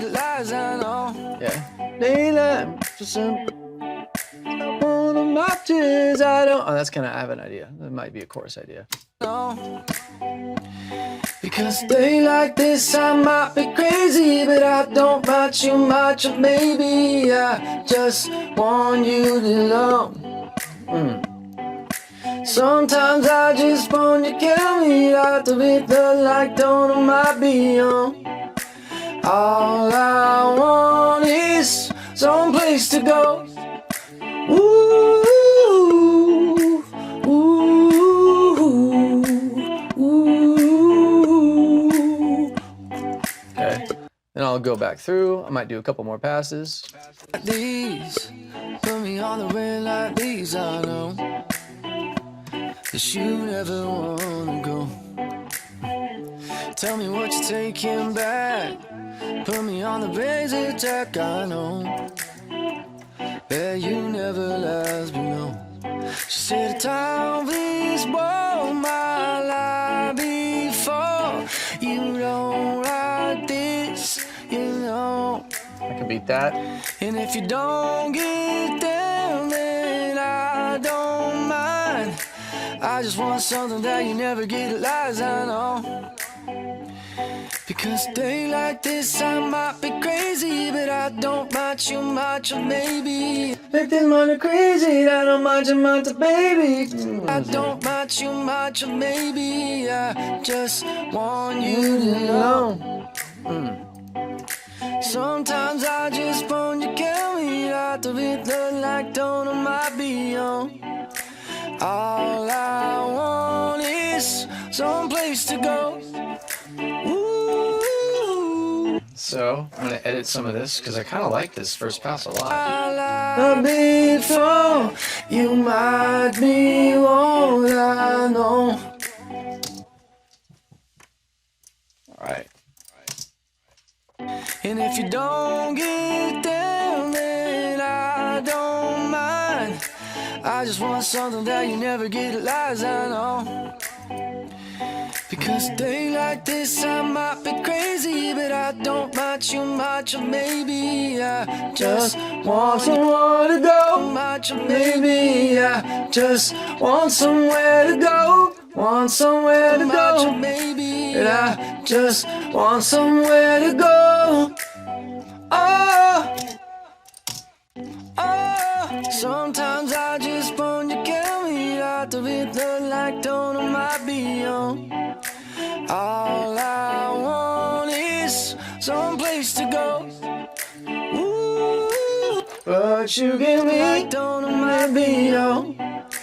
But you gave me don't might be on. But you give me some place to go. All right, so what I have here is this. I'll do one more pass just to see, but I feel pretty. Like I said earlier, usually my first pass has a lot in it that is the one. What I can't tell you is how did I think of that melody, which is probably the one question some people might be asking. And when I'm in sessions, if I do come up with something insane on the fly, that's very often the question is from other writers, like, where the hell did you think of that? How did you think of that? Like, where did that come from? And I really don't have an answer. That's just years and years of writing songs. And years of listening, my brain starts to, or has assimilated based on whatever a track is or whatever the melody is, whatever the chords are. I kind of know where to go instinctively, like what melodies, what shapes are going to work with those chords, just because I've written over so many chord progressions. And if I think it might be a pop artist, if it's Bieber or Sean, then I'm going to get in the headspace of them. I'm going to sing it like I know the melody shapes that Sean would sing. I've written and produced, with him many, many times, and many, many other artists. If it's Ellie Goulding or if it's Normani, like I know what they're likely to sing melodically. I know where they're going to go. And that's from the short answer to that is I just pay attention. I pay attention. I listen to that so much music and have for so many years that you instinctively know where to go. So I know that like if I shift this any more to the right, no pun intended, it's going to feel more country, maybe too country. And I might shift it, and even how I sing it. If I sing it with any kind of twang at all, it could start to feel country. But I could easily flip this to be more like I hate saying Bieber territory, but more his territory, or like a pop artist. In a perfect world, I put it right down the middle, which is what I'm aiming for today. Something that like could pitch to a handful of pop artists, a handful of country artists. Just a good song, very simple, good song, feel good song. It's hard enough in times like these. Put me on the red like these. I know that you never wanna go, and you got no place to go. Red like these, I know, but we got no place to go. I think now my gibberish is already starting to tell me what this song's going to be and what it's about, which is good. I'm forming an idea. Tell me what you're taking back. Put me on the razor jack. I know I don't want to take you back.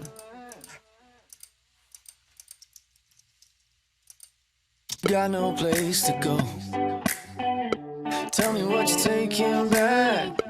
Put me on the razor jack. I know that you never last me long. She said the time this won't my lie before you might be what I know. Yeah, and if you don't be what I know. Yeah. Yeah. Need that little yeah in there. Oh, yeah, and if you don't get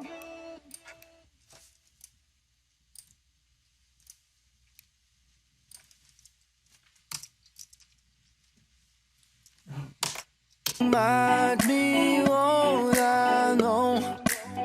Yeah, and if you don't get them, then I don't mind. I just want something that you never get, lies I know. Oh, yeah. Because a day like this, I might be. I just want something that you never get, lies I know. Oh, you could. Because a day, I just want something that you never get, lies I know. Because a day like this, I might be crazy, but I don't mind. I just want something that you never get, lies I know. Because a day like this, I might be crazy, but I don't mind too much of me. It's like this thing might be crazy, but I'm sleeping with you, baby. It's like this thing might be crazy, but I feel safe here with you, baby. And I don't care like this, you'll never go. Crazy, but I feel safe here with you, baby. And I don't care like this. I want to safe here with you, baby. And I feel safe here with you, baby. I don't need no other place to go. I feel safe here with you, baby. And I'm not trying to find some place to go.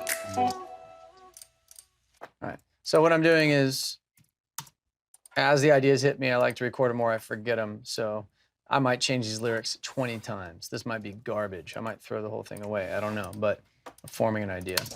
Oh, sometimes I just want you carry out the river like don't. Okay, so I'm gonna do one more pass in case I get any other chorus ideas. So I'm gonna save that as pass one, create a new track. But the thing is, I really like my verse, and I just feel like that is the verse. Like I actually feel pretty solid. I just want something that you. Like I said earlier, I'm more inclined. My first pass on a verse and pre, in very often, not all the time, but 2 out of 3 times ends up being the final. And then I'll take a couple approaches at a chorus. So if I'm thinking a pop artist like Bieber or whatever, he's got a higher range than a lot of the country artists. So you could go, I could take this, the pre-chorus feels right. Something that you never get lies at all. I don't want you here. We found. Like if I'm gonna do a pop thing, I might go higher like him. You never get lies at all. Anywhere you go, know that I'll be yours. Know that I'll be fitted while the light be doors. Anywhere you want, know that I'll be yours. Know that I'll be fixed on all the light be yours. I'll be happy, yours. Ooh, ooh, ooh, ooh, ooh. So there's another more pop approach. I might do one more just for fun. Call that. And just so I can preview these, I'm going to keep this simple. I'm just going to pull that down. And I'll leave the pass one up there.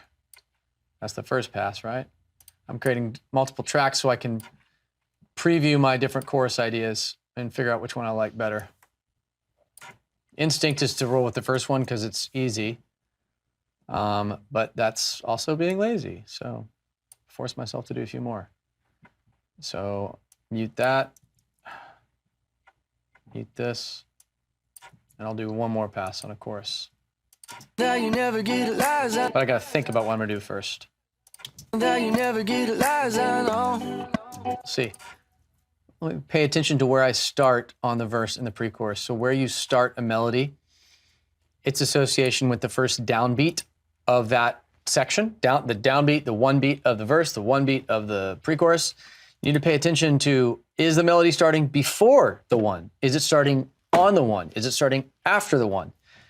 And if you're doing the same thing in each section, no matter how good the melodies are, you will upend the whole song. You'll pull the rug out from underneath it because everything's starting. And the key is switching up your patterns. So the human ear isn't just getting bored, even if it doesn't know why. It's like, why is this boring? It's like, oh, well, every part of the song starts on the one beat, starts on the down. So I'm going to make sure as I'm doing it, I know that I like my verse, I know that I like my pre, and I'm pretty sure I like the chorus or both of them for different reasons.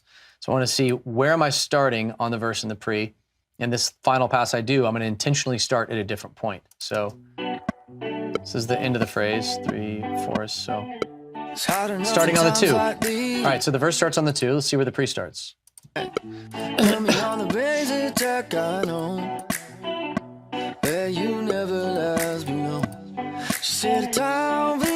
She said, you never last me no.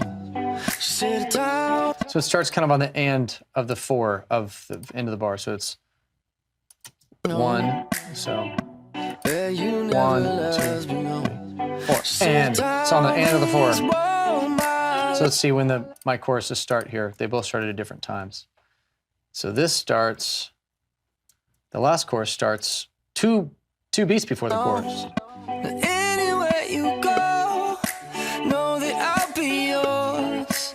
Know that I'll be fitted while the light be doors. That anywhere you want, know that I'll be yours.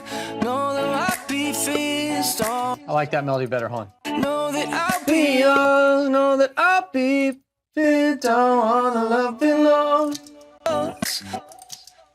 On all the light be yours. Know that I'll be yours. Know that I'll be yours. All I ever need I'll be yours. Know that I'll be all I never did like before. Never did I before. Know that I'll be all I everything and the more. Know that I'll be all I everything and the more. All right, there we go. Know that I'll be on. Know that I'll be fixed. Know that I'll be on. Know that I'll be on. Know that I'll be all I've ever did like before. everything I've been for, everything. Everything I've been for, I'll be all out. Everything I've been for, I've been for, I'll be yours. Everything I've been for, everything is yours. I'm not gonna say that. Definitely not going with this lyric. But honey, I'll be yours. Everything I'll be for, but honey, I'll be yours. So that's one. Let me do a different one. And I don't mind. I just want something that you never get at lies, I know. Shit to go to ghost. Shit. No. What's so it says mine. I just want something that you never get at lies, I know. I wanna be that first stuff to go. No, let me think. Never get at lies, I know. I don't wanna wait that time to me. Baby, like it is sometime to me. I don't wanna leave the mine. I just want something that you never get at lies, I know. Me up and be loose. The lies I know. Baby, lie. I don't know if I want to go that high. You never get the lies I know. We sit and wait for this to come a bit faster. Like there's a woman in this thing. The lies I know. But baby, lies, big city. I didn't lie, ain't nothing to me. Oh, that's kind of nice. I don't know why it's going a little more country. Maybe it is. Maybe it wants to be pop country. Get the lies I know. When I bright lights, a big city, I don't lie, there ain't nothing to me. You get out, you wanna wait to us. Oh yeah, say, I'm on love, I'm on loaded, I'm on love, more love, more pity. I'm on love. Oh yeah, say, I'm on love, I'm on touching. I think loves, honey is a merchant. I think I hate it, sitting right low. I just want your call. All right, so I have like 3 different approaches here on the chorus. I'll go through all 3, and I may keep one. I may get rid of. I may combine 2. I may get rid of all of them. There's no way to tell.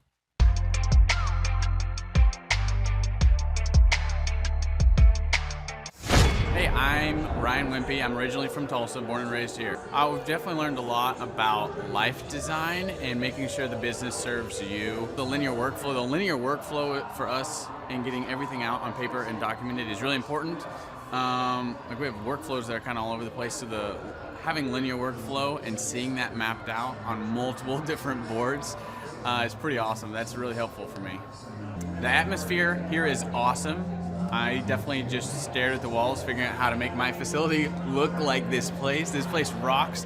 It's invigorating. The walls are super, it's just very cool. The atmosphere is cool. The people are nice. It's a pretty cool place to be. Very good learning atmosphere. I literally want to model it and steal everything that's here at this facility and basically create it just on our business side. Play is hilarious. I literally laughed so hard that I started having tears yesterday. And we've been learning a lot, which, you know, we've been sitting here, we've been learning a lot, and so the humor definitely helps. It breaks it up. But the content is awesome, off the charts, and it's very interactive. You can raise your hand. It's not like you're just listening to the professor speak, you know. The wizard teaches, but the wizard interacts and he takes questions, so that's awesome. If you're not attending the conference, you're missing about 3/4 to half of your life. You're definitely, it's probably worth a couple $1,000s. So you're missing the thought process of someone that's already started like 9 profitable businesses. So not only is it a lot of good information, but just getting in the thought process of Clay Clark or Dr. Zellner or any of the other coaches, getting in their thought process of how they're starting all these businesses, to me, just that is priceless. That's money. Well, we're definitely not getting upsold here. My wife and I have attended conferences where where it was great information and then they upsold us like half the conference, and I don't want to like bang my head into a wall, and she's like banging her head into the chair in front of her. Like, it's good information, but we're like, oh my gosh, I want to strangle you. Shut up and go with the presentation that we paid for. And that's not here. There's no upsells or anything, so that's awesome. I hate that. It makes me angry. So glad that's not happening. So the cost of this conference is quite a bit cheaper than business college. I went to a small private liberal arts college and got a degree in business, and I didn't learn anything like they're teaching here. I didn't learn linear workflows. I learned stuff that I am not using, and I haven't been using for the last 9 years. So what they're teaching here is actually way better than what I got at business school. And I went what was actually ranked as a very good business school. I would definitely recommend that people would check out the Thrive 15 conference. The information that you're going to get is just very, very beneficial, and the mindset that you're going to get, that you're going to leave with, is just absolutely worth the price of a little bit of money and a few days worth of your time. I'm Rachel with Tip Top Canine, and we just want to give a huge thank you to Clay and Vanessa Clark. Hey guys, I'm Ryan with Tip Top Canine. Just want to say a big thank you to Thrive 15. Thank you to Make Your Life Epic. We love you guys, we appreciate you, and really just appreciate how far you've taken us. This is our old house, right? This is where we used to live a few years ago. This is our old neighborhood. See, it's nice, right? So this is my old van and our old school marketing, and this is our old team. And by team, I mean it's me and another guy. This is our new house with our new neighborhood. This is our new van with our new marketing, and this is our new team. We went from 4 to 14, and I took this beautiful photo. We worked with several different business coaches in the past, and they were all about helping Ryan sell better and just teaching sales, which is awesome, but Ryan is a really great salesman. So we didn't need that. We needed somebody to help us get everything that was in his head out into systems, into manuals and scripts, and actually build a team. So now that we have systems in place, we've gone from 1 to 10 locations in only a year. In October 2016, we grossed 13 grand for the whole month. Right now it's 2018, the month of October. It's only the 22nd. We've already grossed a little over 50 grand for the whole month, and we still have time to go. We're just thankful for you, thankful for Thrive and your mentorship, and we're really thankful that you guys have helped us to grow a business that we run now instead of the business running us. Just thank you times 1,000. Light that Sparkfire Nation, JLD here, and welcome to Entrepreneurs on Fire, brought to you by the HubSpot Podcast Network with great shows like Business Made Simple. Today we'll be breaking down the proven processes and systems that you need to implement to build a time and financial freedom creating business. To drop these value bombs, I brought Clay Clark and Ryan Wimpy into EO Fire Studios. Clay is former US SBA Oklahoma Entrepreneur of the Year, founder of several multi-million-dollar businesses, and Amazon best-selling author. And today, Fire Nation, we will be talking about quality leads, getting turnkey marketing systems that will get you those leads. We'll talk about the irresistible offer and scale and grow exponentially once you've nailed that, and then hitting the repeat button, and so much more when we get back from thanking our sponsors.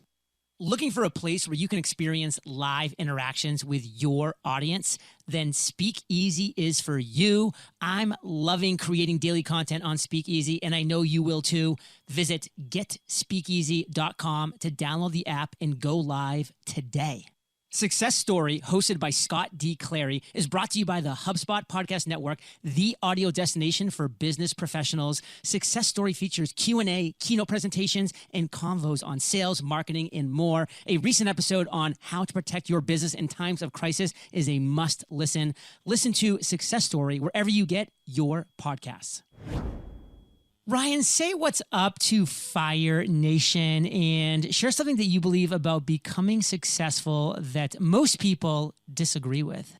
What is up, Fire Nation? I'm Ryan Wimpy with Tip Top Canine. One thing about being successful, it has absolutely nothing to do with your passion. You may have to put that on hold to create scalable, repeatable systems in order to succeed. Do not focus on the passion. Well, Fire Nation, you need to be excited about today because as I mentioned in the introduction, we're talking about proven processes, proven systems that will help you build time and financial freedom, creating your business. And it's not just Ryan on the mic, but we have Clay Clark on the mic. And this is actually the first time I've had a guest in my 3,700 episodes crack double digits, because this is Clay's 10th appearance on Entrepreneurs on Fire. So Clay, let's start with you, brother. Fire Nation wants to know where we get quality leads. How can we create turnkey marketing systems that produce quality leads? Brother, take it away. Well, when I met Ryan Wimpy here of Tip Top Canine, this was a guy who was passionate about dog training, and he really knew how to sell well if he got quality leads. And so if you're listening out there right now and you have a great product or a great service and you just need more quality leads, what we have to do, and I do this with every single client we work with, we have to identify what we call a three-legged marketing stool. What is the most effective way? Not the only way, but what is the most effective way? Not what are all the ways, but what are the three most effective ways to generate leads for your business? And so for Ryan, we identified that search engine optimization was absolutely very important. The second area we discovered is that social media marketing was very important. And the third area that we discovered was this thing called the Dream 100, which Chet Holmes, the best-selling author of a great book called The Ultimate Sales Machine, Chet Holmes, a great author, the late great business consultant. It's called the Dream 100, where Brian needed to get all of the veterinarians, all of the dog groomers in his local areas to refer him. And since we implemented the search engine optimization domination, the social media marketing, and the Dream 100 system, Tip Top has now grown from one location that was, I would say, maybe doing well to now 17 thriving locations all across America. And I would predict by the end of 2022, we'll probably end the year at 21 to 22 territories. Wow. I mean, that is intense stuff. Ryan, like when you were going through this, were you like, oh my God, this just totally makes sense. I've been like going a million miles an hour in a million different directions and not getting quality leads. I'm not putting words in your mouth. I'm just asking you, was this happening?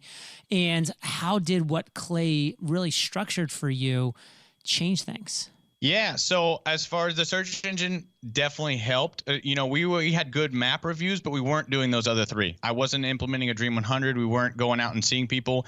And so if I was getting in front of people, I had a sales coach before. Clay's a business coach, and that's why I found him. But I had a sales coach, so sales are doing good, but I only had so many of them, right? So it doesn't matter how good you are if you're not getting enough leads. Right. And one thing I want to also double down on, Fire Nation, that book that Clay talked about, The Ultimate Sales Machine, fantastic. You must read it. In fact, I'm good friends with Chet's daughter, Amanda Holmes, and she just released the updated version of that book with, of course, all of Chet's genius in there with updated to, the 2022 version. So that book just came out. So definitely worth a read in all the different areas. And Clay, I want to talk about irresistible offers. We need to develop an irresistible offer for our first time customers. Why and how do we do this? Okay, well, first off, if anybody listens right now and you go to thrivetimeshow.com/EOFire, that's one irresistible offer, thrivetimeshow.com/EOFire, or you can go to tiptopcanine.com. I'm just giving you two examples. And let me throw in a third example. Why don't you go to shawhomes.com, shawhomes.com. So Shaw Homes is a home builder that I've helped to grow from, check this out, from $16 million a year of sales to $170 million of sales. So from 16 million to 170, 10 times, more than 10 times, almost 11 times growth. And we've done that in less than 4 years. Tip Top Canine has gone from one location to 17. And then if you go to thrivetimeshow.com/EOFire, you can see that I do these free consultations. And people say, why do you do a free consultation? Well, frankly, it's for my mental health because, JLD, you have great listeners who listen to your show, and they reach out all the time to want to attend a workshop or they want to schedule one-on-one consulting and they want to see if we're a good fit. And your listeners are wonderful because they're what I call diligent doers. They're people that actually want to pursue their goals and turn their dreams into reality. However, people that don't listen to your show, some people, at 3 a.m. after 3 adult beverages, they fill out the form just to see what happens. Not your listeners, but other people do that. And so what you want to do is you want to make an offer so hot that the super intoxicated guy at 3 a.m. fills out the form and your ideal and likely buyer. So at Tip Top Canine, the first dog training lesson is only $1. Now, their average ticket, Ryan, how much is the average ticket if someone decides to hire you? Right now, it's about $2,200 to $2,800. So the average customer is spending $2,200 to $2,800 to pay Tip Top Canine to train their dog.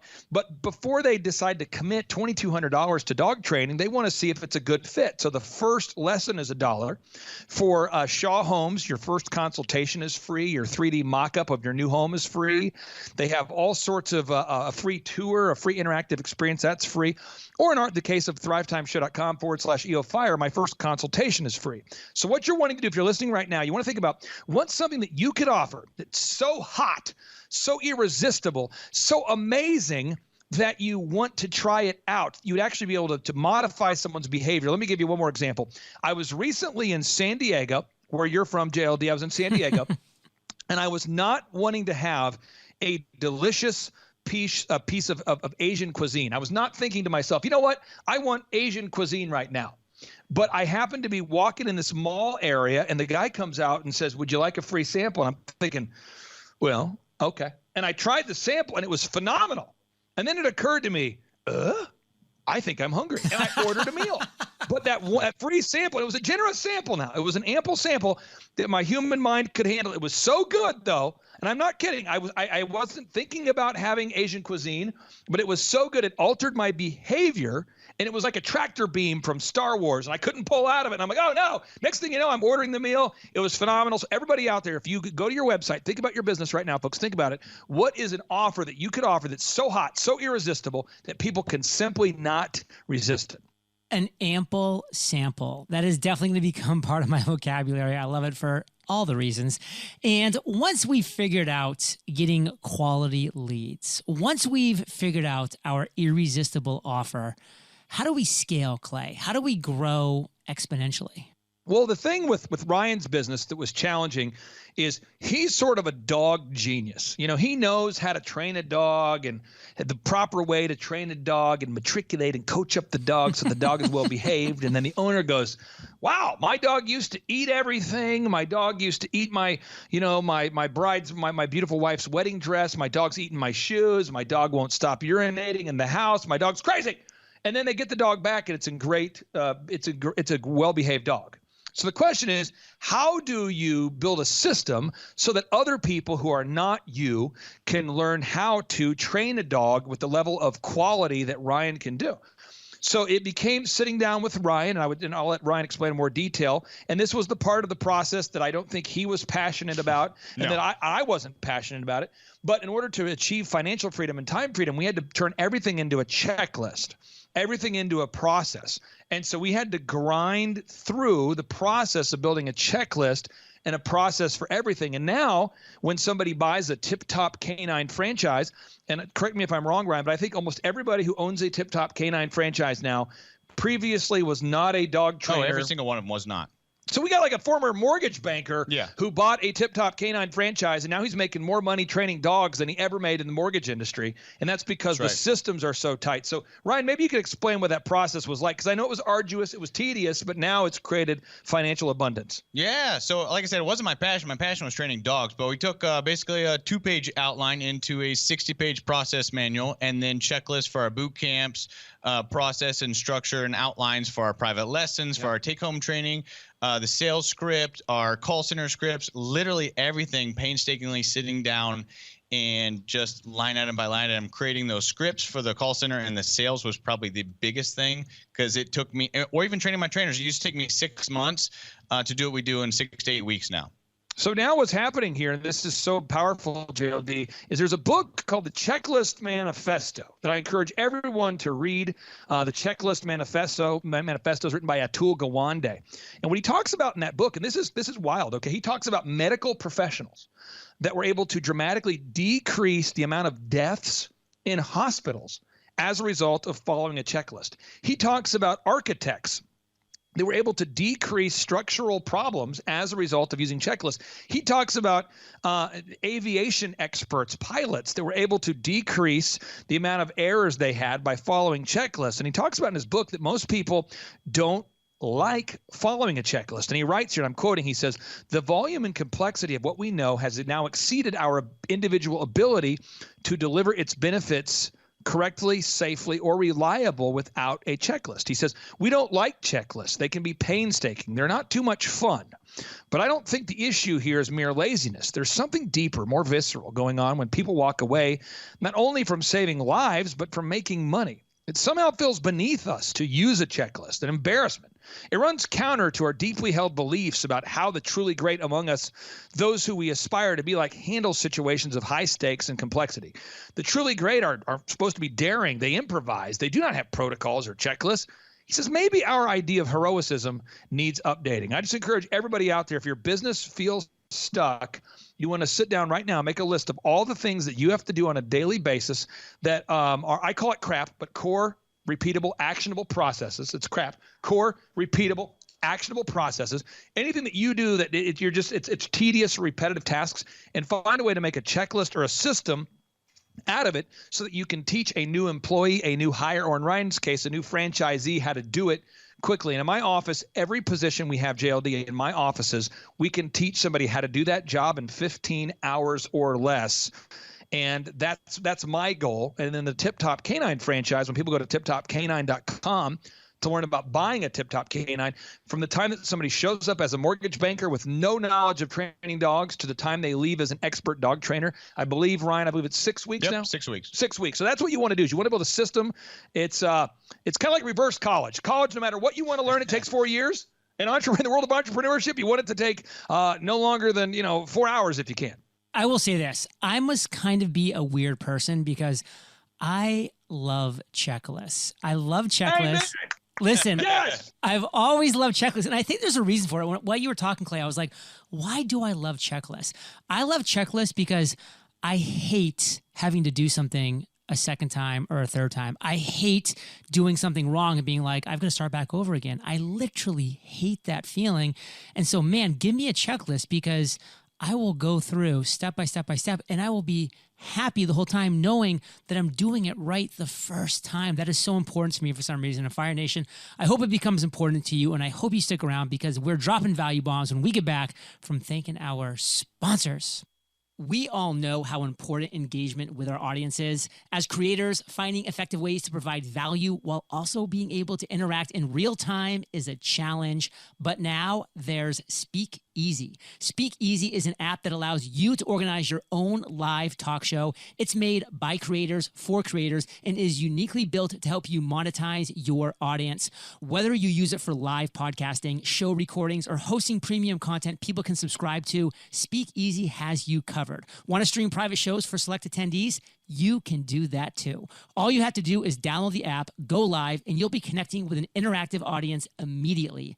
I'm loving creating daily content on Speakeasy, and I know you're going to love it too. So what are you waiting for? Visit getspeakeasy.com to download the app. Check me out at John Lee Dumas, and let's start rocking Speakeasy together. That's getspeakeasy.com. I look forward to interacting with you, Fire Nation.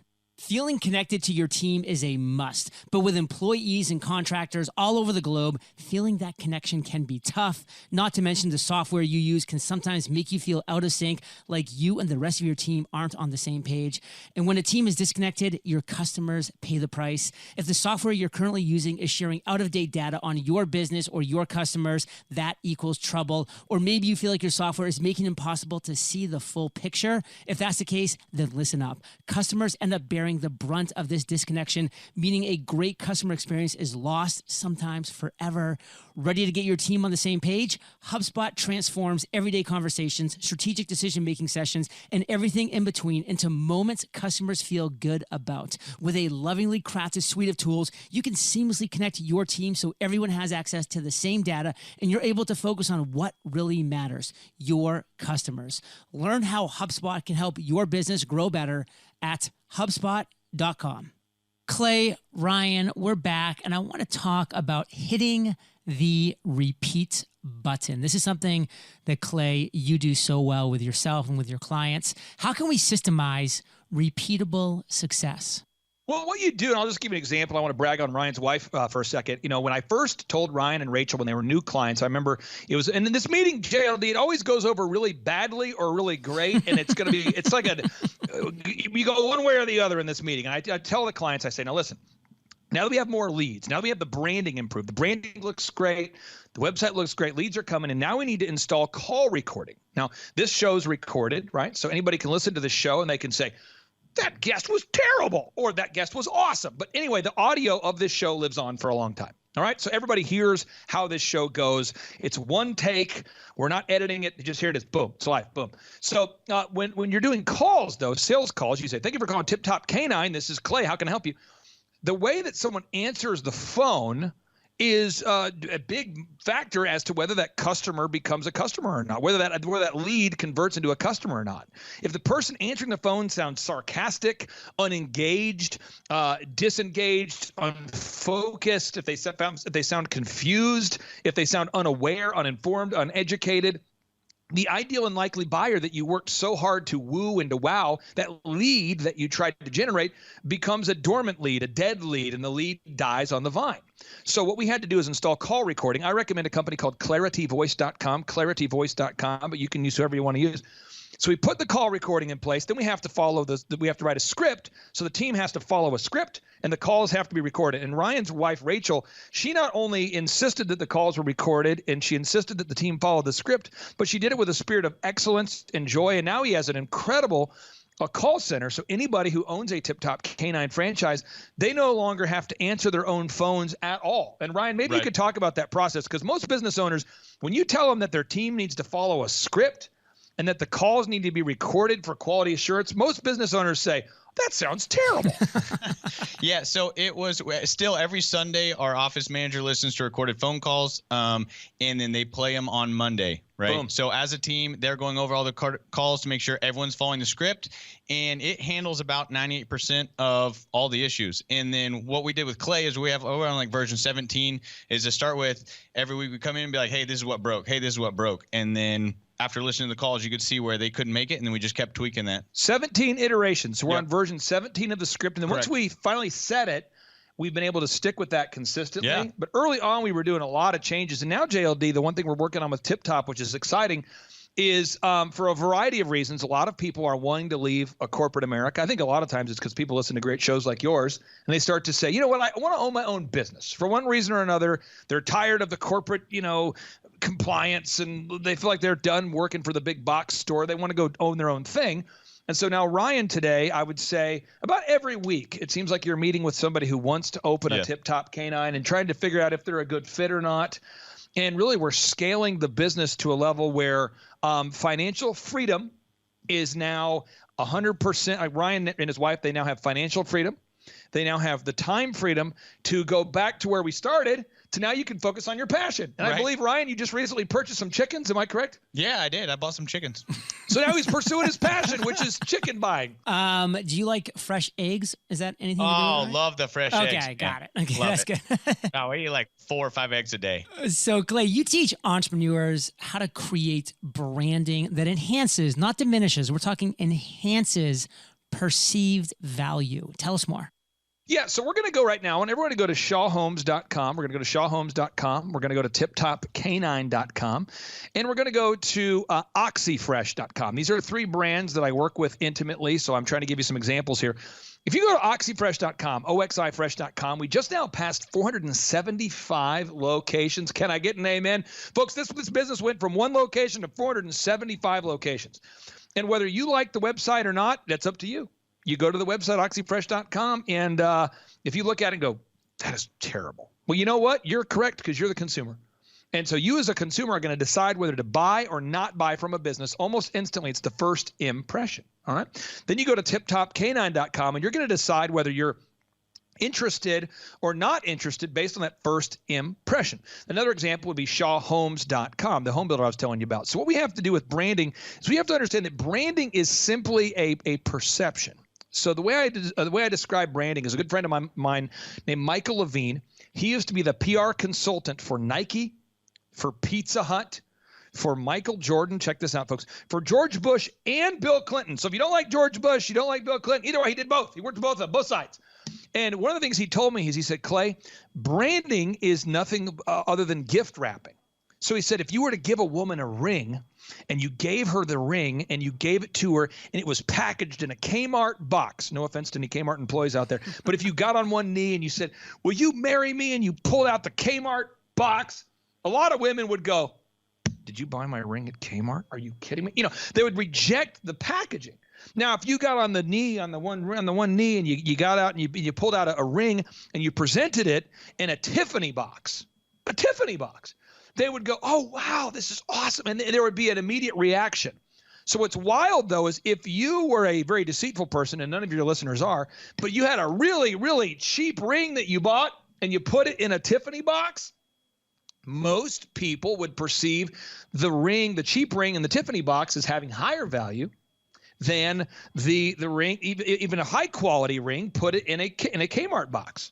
So what happens is we have to understand is we gift wrap everything as a culture. We gift wrap websites, we gift wrap politicians, we gift wrap musicians and celebrities, and people do judge you based upon the appearance of that first appearance they see. So when we went to tiptopk9.com, and you'll have to correct me because my memory gets worse over time, but on tiptopk9.com, I believe we went and we enhanced the website almost immediately. Yes. And yellow's your color. Yellow's our color. Well, actually, we did the logo first. Got business cards, flyers, and then once you got the look, then we started making the website match the look. We did your logo? Yeah, you did the logo. I don't remember that. Okay, so we did. Yeah, I the had logo. an older, like shieldish. Okay. Yeah, thing. So we did the logo, and then we did an auto wrap for all the vehicles. Yep, auto wrap, and then all of our sales sheets, our flyers. We got rid of the Word document sheets that I had. So everything is branded and it's designed to appeal to your ideal and likely buyers. So if you're listening right now and you say, I went to oxyfresh.com and I don't like it, the question is, does your ideal and likely buyer like it? You see? So for oxyfresh.com, I want people to fathom this, okay? A man by the name of Jonathan Barnett had a vision to start the world's greenest carpet cleaner. And he had done it. He had created the world's greenest carpet cleaning process. It uses 10 times less water than almost every carpet cleaner in America. However, we needed more ideal and likely buyers because most businesses that fail, by the way, have a great idea or a great product. They just don't sell anything. And if you can't sell, your business goes to hell. So we worked with Jonathan Barnett with oxyfresh.com. We've worked with Ryan with tiptopk9.com. We've worked with shawhomes.com. And all I'm trying to do is make sure that the branding matches the expectations of your ideal and likely buyer. So the question is, when you look at these websites, oxyfresh.com, tiptopk9.com, shawhomes.com, or whatever your business is, I want you to ask yourself this question if you're listening right now. Does your website meet the expectations of your ideal and likely buyer? Does your website, does your branding, does your marketing, does your logo, do your print pieces, do they appeal to your ideal and likely buyer? And right here on my desk right now, I have a business card that was given to me by a guy by the name of Vito Servideo. It's like Servideo. Vito. He gave this to me at a birthday party I was at this week, and he happens to but the business card he gave me was phenomenal. It's like a sharp business card. His company's called Only the Best. It's a firearms company. But this card is hot, you know? And he gave it to me. And right away I go, that is a great looking business card. And it's because it's a metal card. You want to keep it. You want to stick around. Another example would be, think about the packaging of an iPad. Everybody who buys an iPad, they want to keep the packaging of the iPad, and they don't know why. What are we going to use the packaging to re-gift next year? What are we doing? But people always want to keep the Apple packaging because the branding is so good. Fire Nation, think about that. Think about the power of branding. And I love all the examples that you gave, Clay. And as I'm hearing you talk, I'm going through Tip Top K9. And that, by the way, is the letter K, the number 9. And whose idea was it, Ryan? It might have been yours, to have the dog balancing on top of the fire hydrant. Yeah, that's mine. That is so classic. I mean, Fire Nation, it's worth it just going to Tip Top K9. That's our place command. Is doggy time out. We teach him to go to a box, a chair, a stool, and we use the fire hydrant just to show off. The letter K, the number 9. So Tip Top, the letter K, the number 9.com. Testimonials.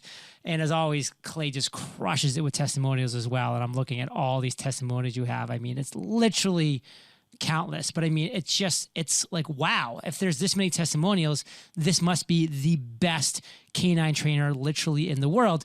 And people go to search engines every single day, Clay, because they want to find solutions to their problems. How do you teach your students to dominate search engine results? Well, what we do, and by the way, if anybody's listening right now and you go to thrivetimeshow.com/EOFire, if you're listening right now, any of your listeners can attend one of our in-person 2-day workshops. And the way I do it, JLD, is I tell people you can pay $250 for a ticket or whatever you want to pay. So somebody could say, I think I'm going to pay $5. I'm going to try it. That's fine. I don't care. Okay. It's the law of reciprocity. So far, everybody who's ever attended our workshops loves it. They go and tell their friends and family. But at the workshops, I do a full multiple-hour presentation on how to do this, but I'm going to sum it up into 4 quick points. There's 4 variables that impact your rank on the search engines, okay?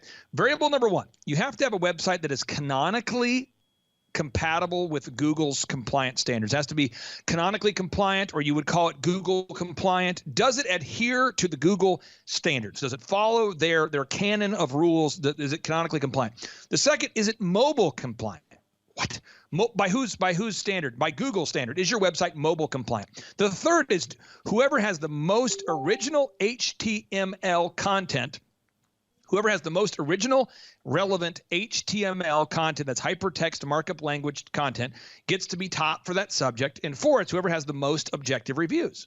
So I can help a business owner very quickly as part of our consulting program. What I do is I charge people $1,700 a month to grow their business. It's month to month. And with that package, I do include photography, videography, web development, search engine, all those things.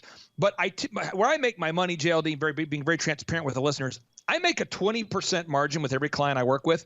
So I make $340 a month per client on average. It's month to month. So I'm not getting rich off that. It's $54,400 a month of profit I generate off the 160 clients. But where I make most of my money is I get a small percentage of the growth. That's where I camp out. That's where I make most of my money, is a small percentage of the growth. That's where I love to be. And so when I work with a client, I tell the client right away, hey, listen, we need to make your website canonically compliant. And I have web developers that work here full time, and they work with the client, and we knock it out right away. Boom. Then I tell them, we need to make it mobile compliant. Boom. But the third area that I cannot do, and that's why I want to brag on Ryan with Tip Top Canine. I want to brag on OxyFresh. I want to brag on ShawHomes.com. I cannot gather objective Google reviews from clients that are not happy. I can't do it. Furthermore, I just can't do it.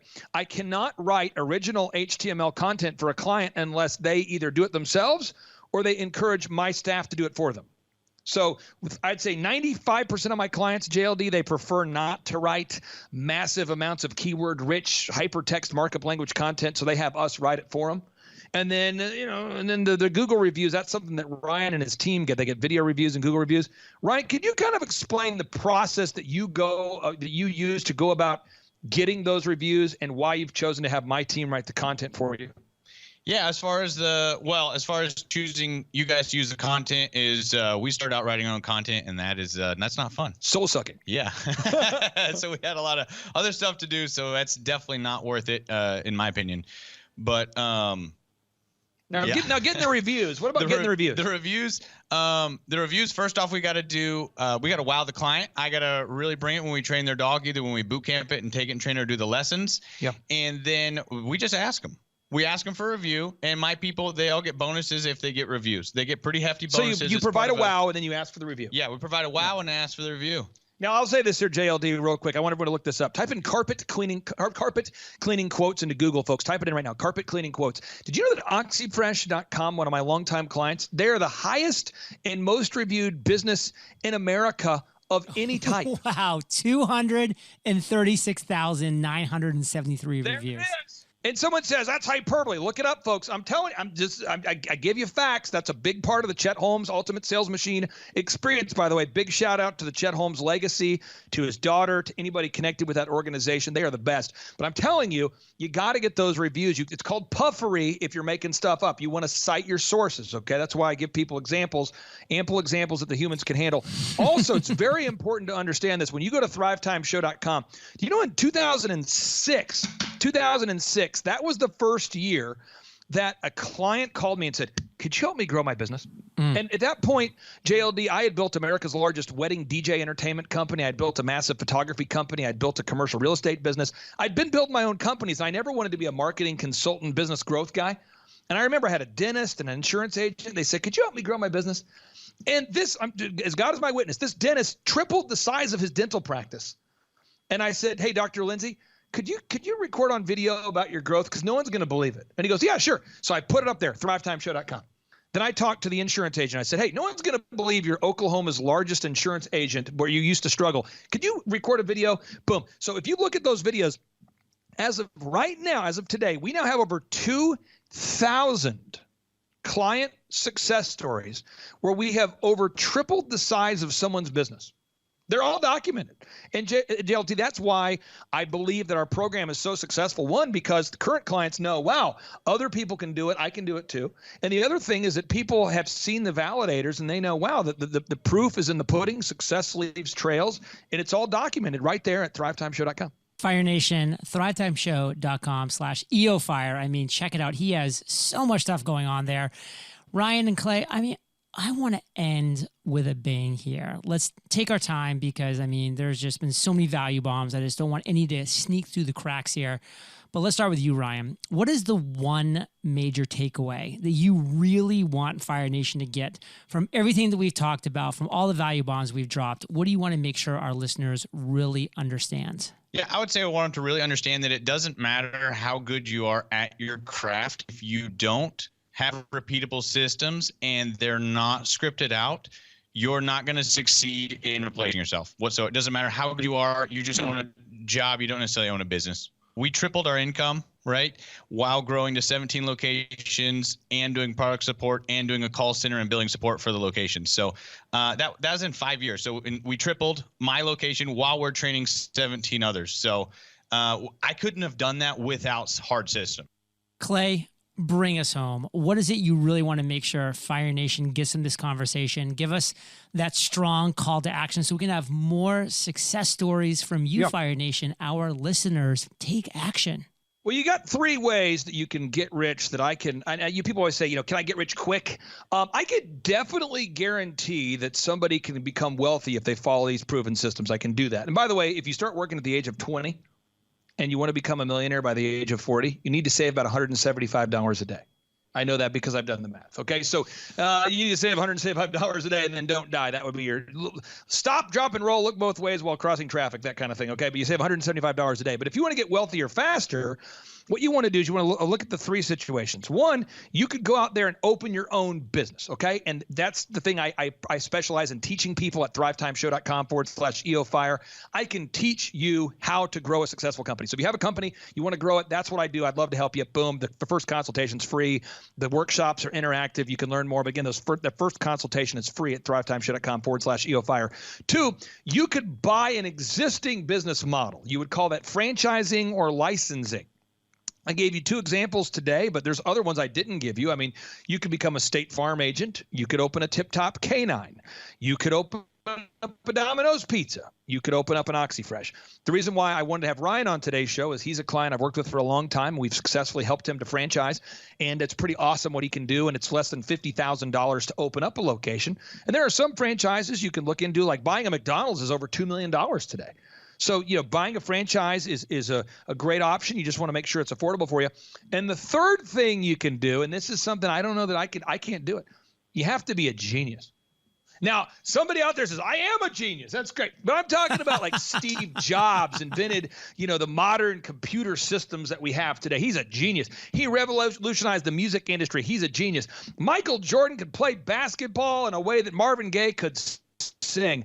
If you're a genius, if you have that supernatural God-given talent where you can sing songs and play basketball and invent stuff, you don't need me, because if you're so great that the world can't ignore you, that right there is awesome. But for the average person like myself, I'll put myself in that category, where you're not the next LeBron James, you're not the next, Oprah, you're not the next Marvin Gaye, you probably need to go back to move 1 or 2. So either you want to grow a proven, learn how to grow a business using proven systems that we teach at thrivetimeshow.com/EOFire, or you want to buy a franchise or license an existing system, which you can learn more about at tiptopcanine.com. And again, there's other options too. I mean, State Farm is a great brand. I'm not affiliated with them in any way, shape, or form. Domino's is a great brand. I mean, there's so many. Jimmy John's is a great brand.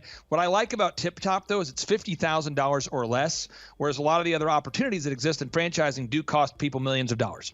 Fire Nation, you can see why Clay has made his 10th appearance on Fire Nation, because he brings the fire, he brings the heat, and he brings the results. Because you're the average of the 5 people you spend the most time with. You've been hanging out with Clay and Ryan and JLD today, so keep up the heat. If you head over to eofire.com, type Clay, you will see the show notes page with links to everything, as well as the other 9 shows that he did, and I promise you, they were all amazing. ThriveTimeShow.com/EOFire. ThriveTimeShow.com/EOFire. If you want to start taking steps in the right direction with your life and business, Fire Nation, get on a free consultation call with Clay. Take advantage of this, because I can guarantee you he may not be able to do this forever, because he only has so much time, energy, and effort he can put into this. But Clay, Ryan, I want to say thank you for sharing your truth, knowledge, value with Fire Nation today. For that, we salute you, and we'll catch you both on the flip side. Boom. Thanks, man. Hey, Fire Nation, a big thank you to Clay, Ryan, and our sponsors for sponsoring today's episode. And Fire Nation, if you want productivity, discipline, and focus in your life, the Mastery Journal is for you. Visit themasteryjournal.com, and in 100 days, you'll master productivity, you'll master focus, you'll master discipline. The Thrive Time Show 2-day interactive business workshops are the world's highest rated and most reviewed business workshops, because we teach you what you need to know to grow. You can learn the proven 13-point business systems that Dr. Zellner and I have used over and over to start and grow successful companies. I mean, we get into the specific steps on what you need to do to optimize your website. We're going to teach you how to fix your conversion rate. We're going to teach you how to do a social media marketing campaign that works. How do you raise capital? How do you get a small business loan? We teach you everything you need to know here during a 2-day, 15-hour workshop. It's all here for you. You work every day in your business, but for 2 days you can escape and work on your business and build these proven systems, so now you can have a successful company that will produce both the time freedom and the financial freedom that you deserve. You're going to leave energized, motivated, but you're also going to leave empowered. The reason why I've built these workshops is because as an entrepreneur, I always wish that I had this. And because there wasn't anything like this, I would go to these motivational seminars, no money down, real estate, Ponzi scheme, get motivated seminars, and they would never teach me anything. It was like you went there and you paid for the big chocolate Easter bunny, but inside of it, it was a hollow nothingness. And I wanted the knowledge, and they're like, oh, but we'll teach you the knowledge after our next workshop. And the great thing is we have nothing to upsell. At every workshop, we teach you what you need to know. There's no one in the back of the room trying to sell you some next big get-rich-quick, walk-on-hot coals product. It's literally, we teach you the brass tacks, the specific stuff that you need to know to learn how to start and grow a business. And I encourage you to not believe what I'm saying, and I want you to Google the Z66 auto auction. I want you to Google elephant in the room.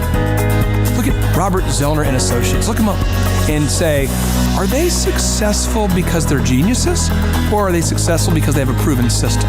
When you do that research, you will discover that the same systems that we use in our own business can be used in your business.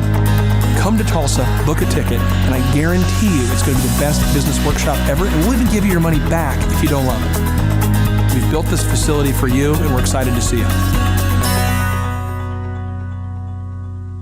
And now you may be thinking, what does it actually cost to attend an in-person 2-day interactive Thrive Time Show business workshop? Well, good news. The tickets are $250 or whatever price that you can afford. What? Yes, they're $250 or whatever price you can afford. I grew up without money, and I know what it's like to live without money. So if you're out there today and you want to attend our in-person 2-day interactive business workshop, all you got to do is go to thrivetimeshow.com to request those tickets. And if you can't afford $250, we have scholarship pricing available to make it affordable for you.